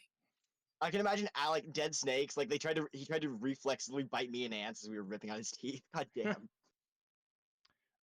Yeah, but you two managed to rip out your teeth. As is breathing, Balamont uses the highest level cure wounds he can muster. Level 4 on Ants, or not on Ants. Sorry, on Az. Thank you. I was missing. No, Thank you very much. He does that, and as his cuts and scrapes are put together, Az is breathing normally. He's a little flush, but you think he'll be okay. We did it. Holy shit, we did it. Fucking did it. Yes, it seems you have. And Ants, as you are done stabbing Maror's corpse with your flame blade, you hear something coming from just ahead of you in the cavern, the direction where presumably Maror was headed. You hear rumbling, and like the cavern wall is bore through, and you see Jacob. Can I like? Yeah. Oh, okay. Never mind. I thought it was like something else coming for us. Nope. It's Jacob, Lydia, and I can't get Jacob, this. Lydia, Jason, and Lockheed. What is this? Lockheed. No, it's not. Jason and Lockheed. Oh.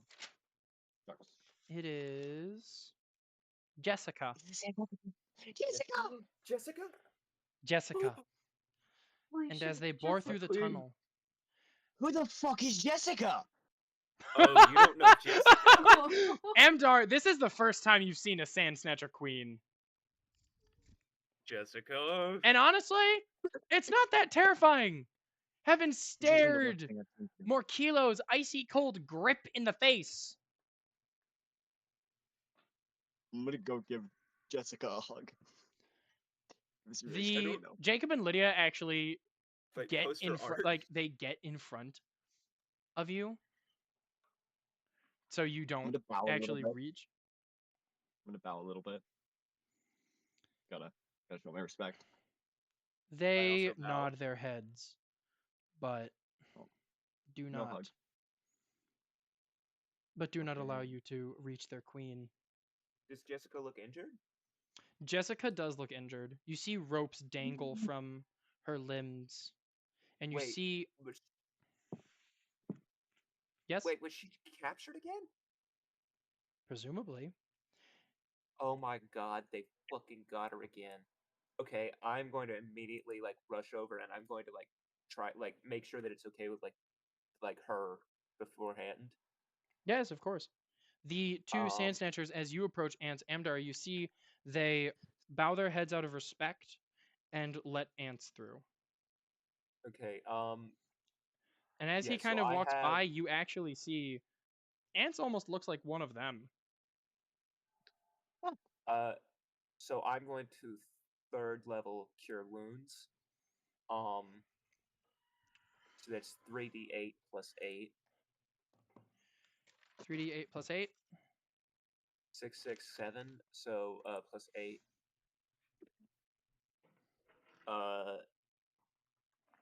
So wait, 6 plus 6 plus 7. So 12. 19 plus 8, which is 27. 19 plus 8, 27. Incredible. Does she still look kind of messed up? If so, I can cast it again. She looks a little messed up, but generally she's okay. Cast it again at 3rd level. Okay. She looks... I'm not going to need you to roll. She just looks fine. Okay. It's just 8.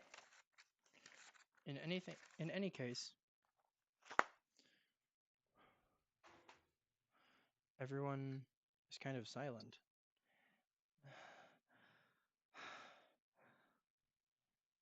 I don't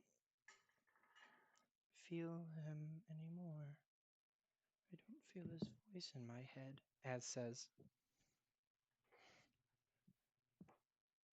I'm happy to hear it.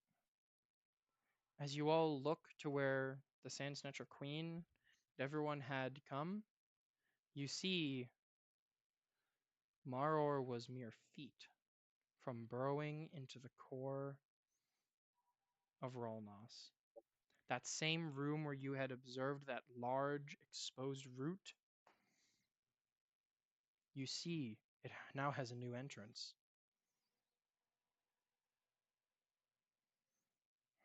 Does it look like anything else went down there? No.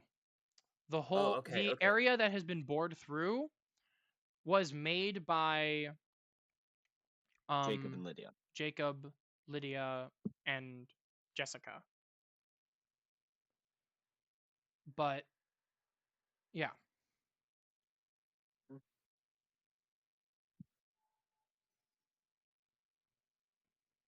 Oh man. Nilevet walks over. They were so close. What did he say? Thousands of years? Thousands of millions. And he was so close. Nilevet looks back at Maro's corpse. Go for a moment. What did you want to do?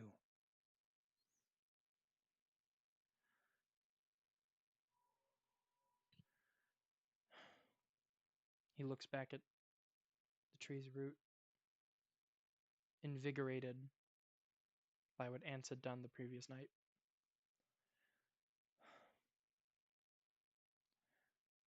My city would be gone without you.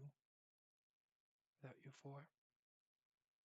Honestly, probably not. He didn't make it in time. But without you, he would have. Well, back. Perhaps.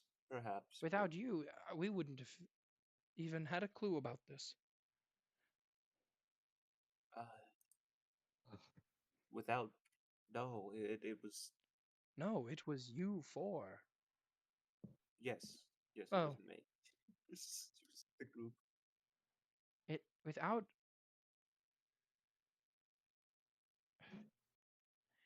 I cannot fathom a world without my city. And Nilevet looks to you all with a tired smile. He says, "Thank you."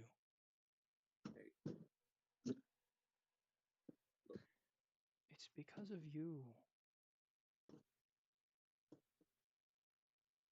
Is he about to go on a villain arc? No.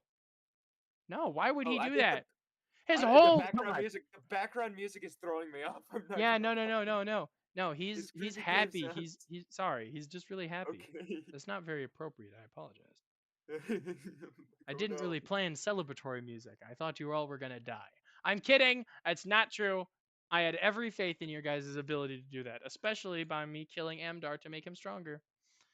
Thank you. You're welcome, Gosh, Pookie. I love dying. I love dying, guys. I love it. I'll kill you later. Don't worry.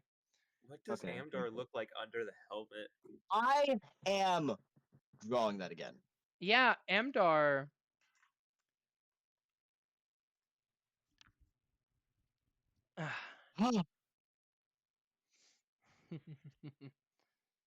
Nilevet,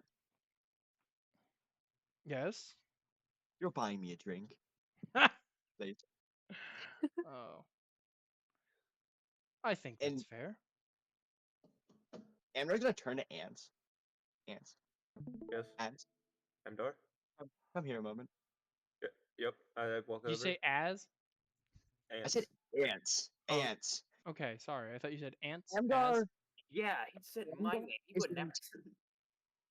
Amdar's gonna reach towards both of his arms and unstrap the the armor that's been covering his arms the entire time. He's gonna reach over and grab a strap and unstrap them so his arms are actually exposed from the rest of the armor. Yes. He's gonna give Ants a hug. I'll say this. Ants. Yeah, as you unstrap your armor.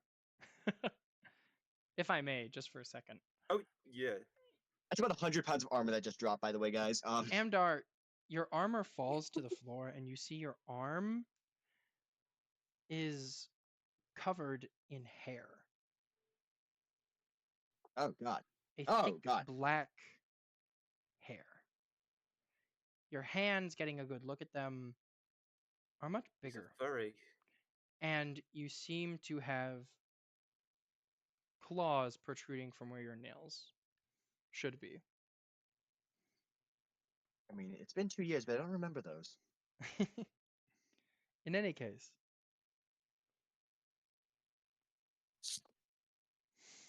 Gonna give Ants a hug. I absolutely reciprocate. Massive And fucking compared to every other hug he's ever given you, every other time, it's always been cold, hard, magical steel. But compared to that, this is incredibly warm. This Amdar's hugs, like, there's normal people's body temp. Amdar's a lot higher than that. it's because of the Decent. hair. It's not because of the hair, no. It's because of the Unfortunately, hair. headcanon. I actually headcanon because he's a wood elf, but because I'll get into the semantics of it later. But and Yeah. you Well, it's can because of the feel hair now. I'm sorry. it's all good. He's just gonna squeeze you, and this is the first time you can actually feel like muscles contracting against your back and Oh, squishing that's you. weird. Okay, That's pal. weird, man. Oh yeah. I think Okay, for the pal. first time you realize how like truly alien like the exoskeleton of like Oh yeah, you feel ants for the first time. He feels this is my first. like this weird that you're Oddly- hugging this thing. I will say oddly oily. Oddly oily. He's gonna I just do not need shrug. the I image mean, of oiled up ants Like in my head, okay? oiled up ants. Besides the point. I will Amdar, be like, using he fire hits on the you. Omni-Man pose. You know the one. Okay. Amdar's just gonna shrug at this feeling that Ants feels like. He's just gonna shrug. This is all he wanted for a long while. Yeah. Also, Crow, you want to check my DMs? Ooh. I checked your DMs. Totally need suggestions there. Totally need If I suggestions. may, You could 100% drop names that actually this have isn't a about purpose. you, Des. I'll drop you your names when you deserve it. Thank you. If I may ask, can I do a bit of a time skip, a bit of a fade to black, and we'll reopen with our characters a couple days after. Back at Bit of- Ramos, a sort of I assume. epilogue. Let's go. Do this. Oh. The party returns to Ralnos. To excitement, to jubilation, and to fanfare. Multiple days of celebrations are in order. 4 days exactly. Each sect of the city hosting a feast and festival in the party's honor. Tanger is constantly harassed by Gellis. Nilavat and Balamont drink to each other's health as Nilavat says goodbye to his friend. And generally, the party just enjoys themselves, not having any missions to do. During the southern side's celebrations, Nilavat he gathers all 4 of you. He says, I do have one question. I believe somebody mentioned that Az had a grandfather. Ooh, Yes. That was me. Yes. That was me. I've sent word for him. That's Perfect. canon now. Well, I actually had sent Balamont to find him. Said his name was Sal, right? Yes. Yep. Well, regardless, he should be here in a couple days. My God. I haven't seen him in ages. It's been weeks. Truly, It's it been- has. It's been 2 whole weeks. Yes? In real time, it has been 2 whole weeks. It feels like No. it's been a year and 3 months. I don't think it's God. actually been 2 weeks.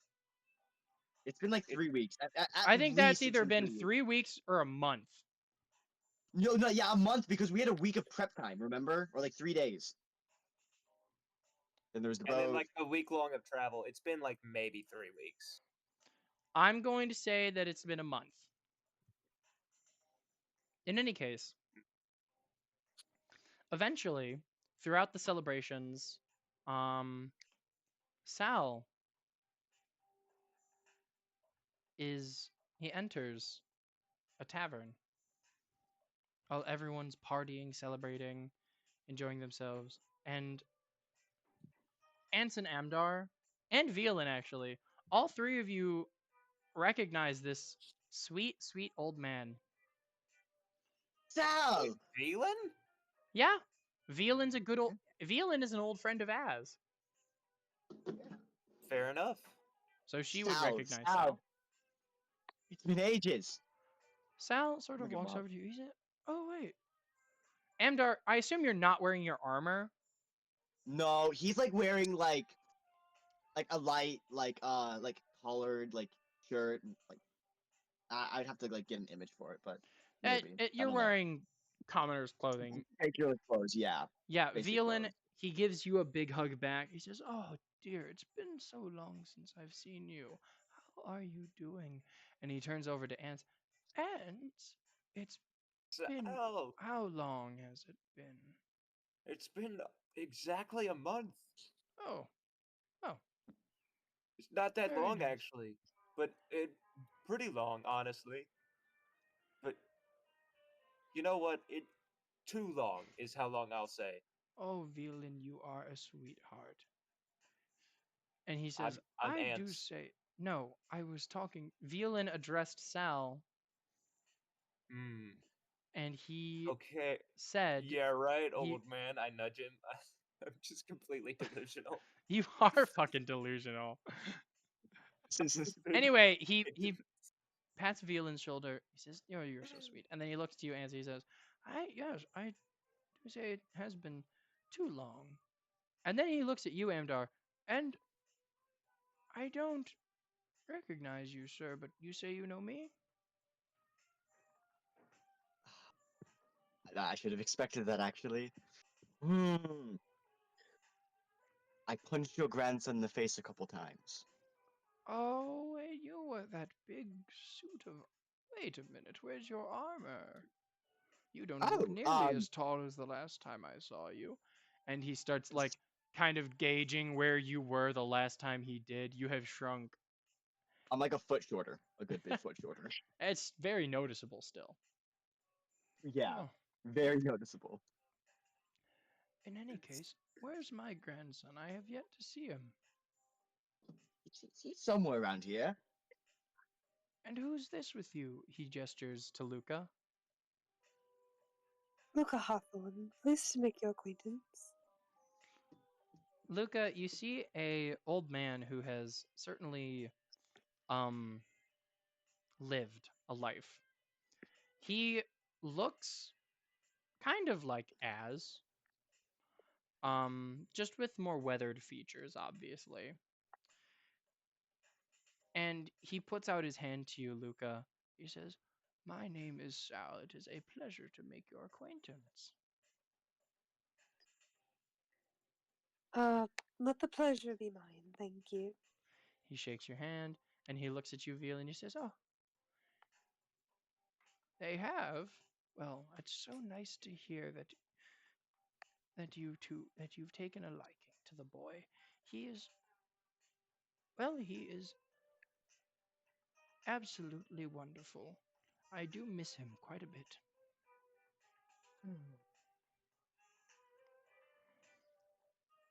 Do you know where he is, perchance?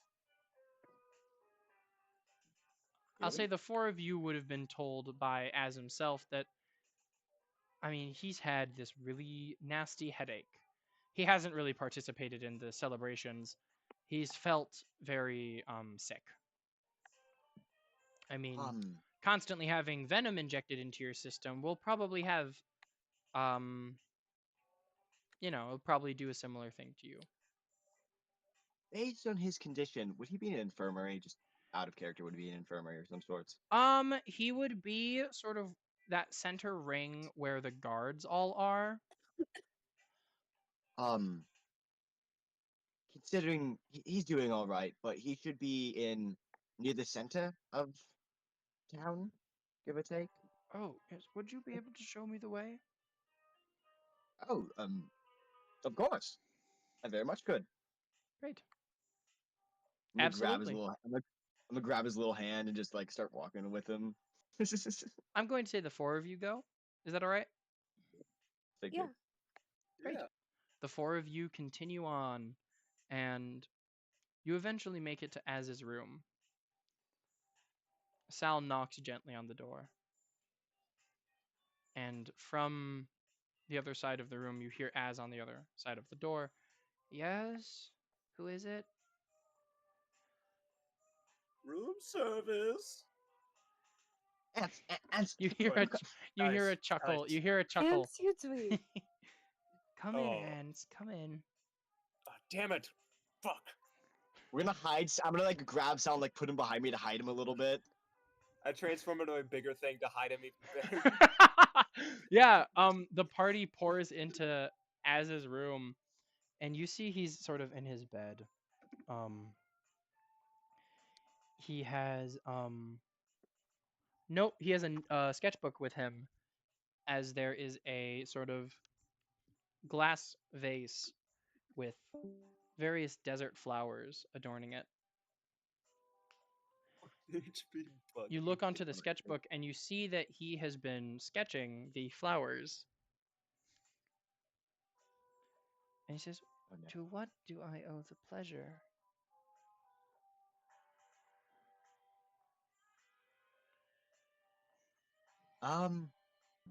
Well, as I'm gonna just, and then like very quickly, I'm gonna step to the side, revealing Sal. See, quickly Az has this tired expression on his face. He immediately lights up, and he says, "Grandpa!" And he like goes forward, and he says, and Sal immediately comes to his bedside. He says, "Oh, grandson, I've missed you," and he hugs him very warmly. "I have missed you." He sort of ruffles his hair a little bit. "How's that flower shop going?" And Az says, "Well, I've had complications opening it, what with all that's happened, but I think I'll be able to open it soon." And Sal says, he like ruffles his hair again, pats him on the head. "Good lad. And I told you, if you ever need me to send you anything, you let me know. I understand that Wamu and Ralmas are a bit of a journey's away, but I will always be available to you. I want you to know that." And Az kind of chuckles, "Yes, yes, grandfather, I know." This is so sweet, and it only took me punching Az in the face twice. Az kind of, he looks at you, he says, "You know, I him can." a few times more. He points at his cheek. He's like, "You know, I can still feel that right here." Oh, you're welcome. Checked out. You shouldn't feel it that long. I mean, it was only a thunderclap. It shouldn't do that much damage. We had a paladin cast high level healing on you. Hold on. I'm kidding. I'm kidding. I'm fine. Oh, okay, okay. Don't do that. It's all right. And you guys kind of look at Az. Oh, I wonder where Xavier went. Yeah, Xavier's gone. No. Xavier, no. 90% chance. It's So since he has school tomorrow, there's a 90% It's fine. chance. It's fine. It's fine. We don't need to discuss this in call, especially if this is being recorded. Yeah, my bad. My bad. You're fine. You're fine. He can just watch the recording to catch up.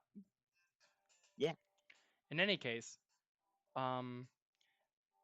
as his eyes, as he continues to speak, look sunken in, and he kind of puts his hand on Sal, and he says, "I haven't been feeling the best, and I'm sorry if I worried you." Sal says, "Oh, no, no, no, no, no. Listen, we're very fortunate to have these four here help us, and now everything is going to be okay." Az kind of coughs. "Okay."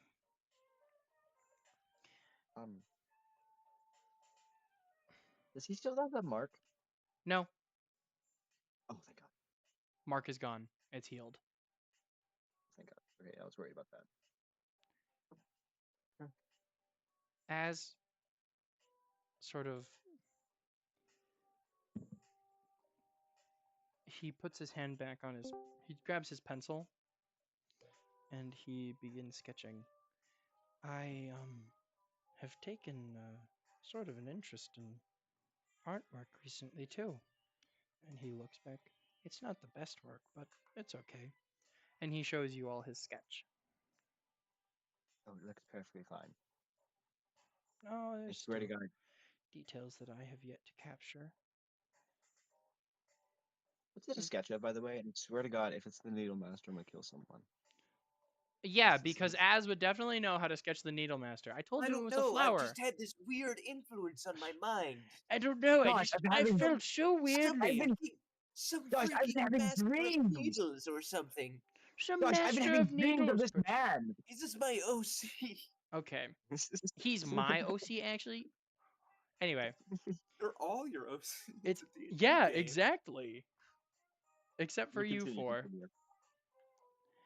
I mean, hallucinations. As he tries to begin sketching, and he says, Velan, I know you're a different kind of artist, but would you be able to? And then he stops, drops the pencil, and goes unconscious. Oh God. Amber's gonna rush to the bed. Bro. Also, the pencil drop as a sound effect was goated, by the way. Love that. Bro. Yes. As is not waking up. I'm gonna check his pulse. Oh, you motherfucker. You knew. He's alive. Okay. He's probably just exhausted. As you shake him, Velan, you feel that he almost feels lighter. Sal kind of looks horrified. Oh, wait a minute. And then you see Sal kind of reaches out his hand. A smattering of arcane energy wisps onto Az and around his hand. That's strange. I can't feel anything. What do you mean you can't feel anything? I can't feel magic. Well, he wasn't a spellcaster, was he? He shouldn't. Sal looks at you. Amdar, everything in this world is made of magic. I know. You would be able to feel a faint bit of residual magic, especially from one's soul. Oh, fuck. I'm not Where did it feeling go? that. I know that. I know.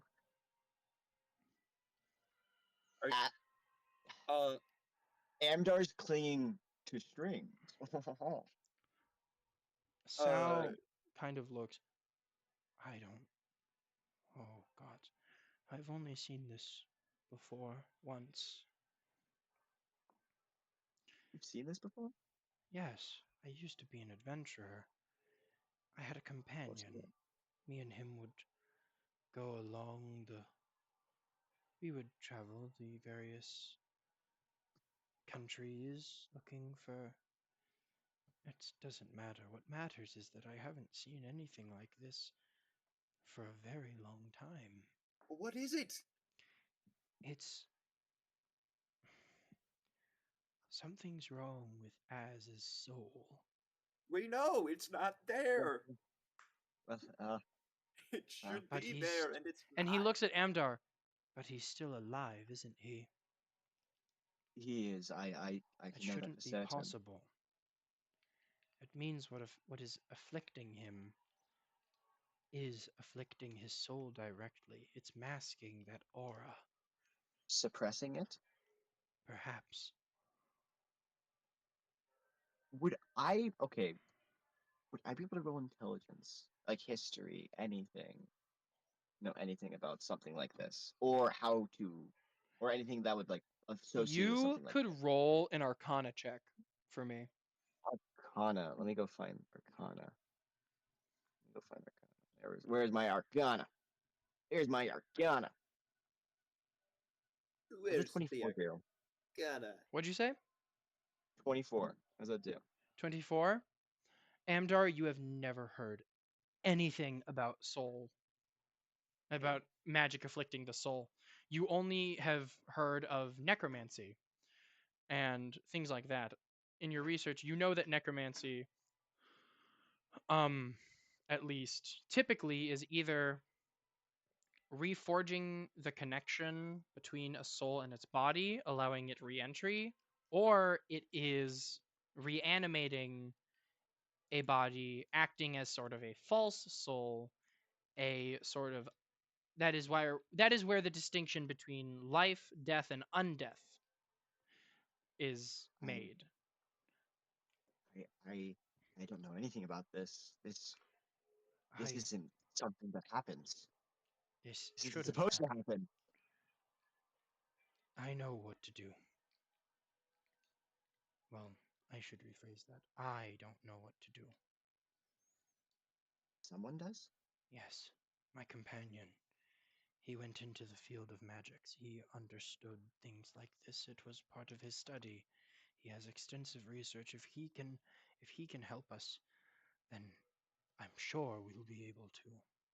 We'll be able to figure out what's happening to my grandson. Who is that?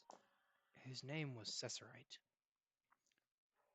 Anybody who has had any amount of learned arcane knowledge, basically. So I would say Velan and Amdar have a fair chance at actually having Guamu for a good. Would I have picked up on anything, or would I have had to like study magic? You would have had to like study magic to have heard about him, but if you'd like, you can roll a history check as well. So all three of you can roll a history check. I'm gonna roll it at disadvantage because I would have just picked it up from. Oh no, you don't. You don't need to roll it at disadvantage. It's okay. Okay.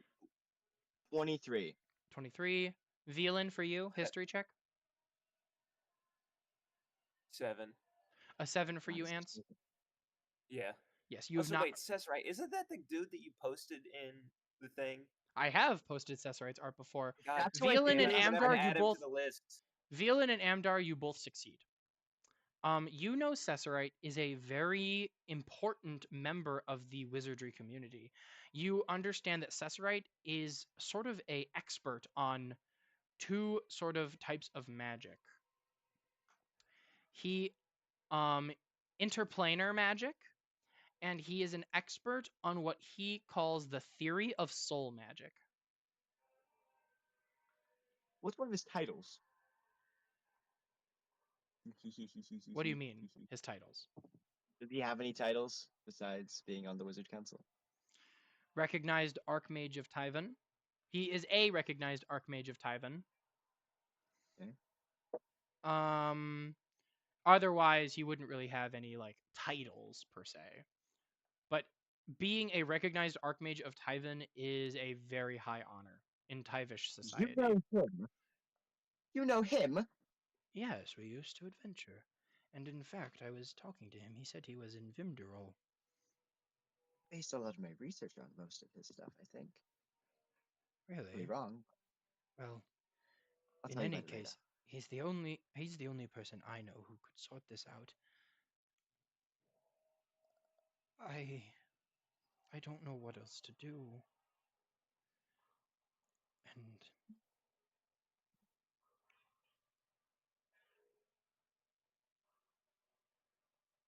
And we'll take Az next time.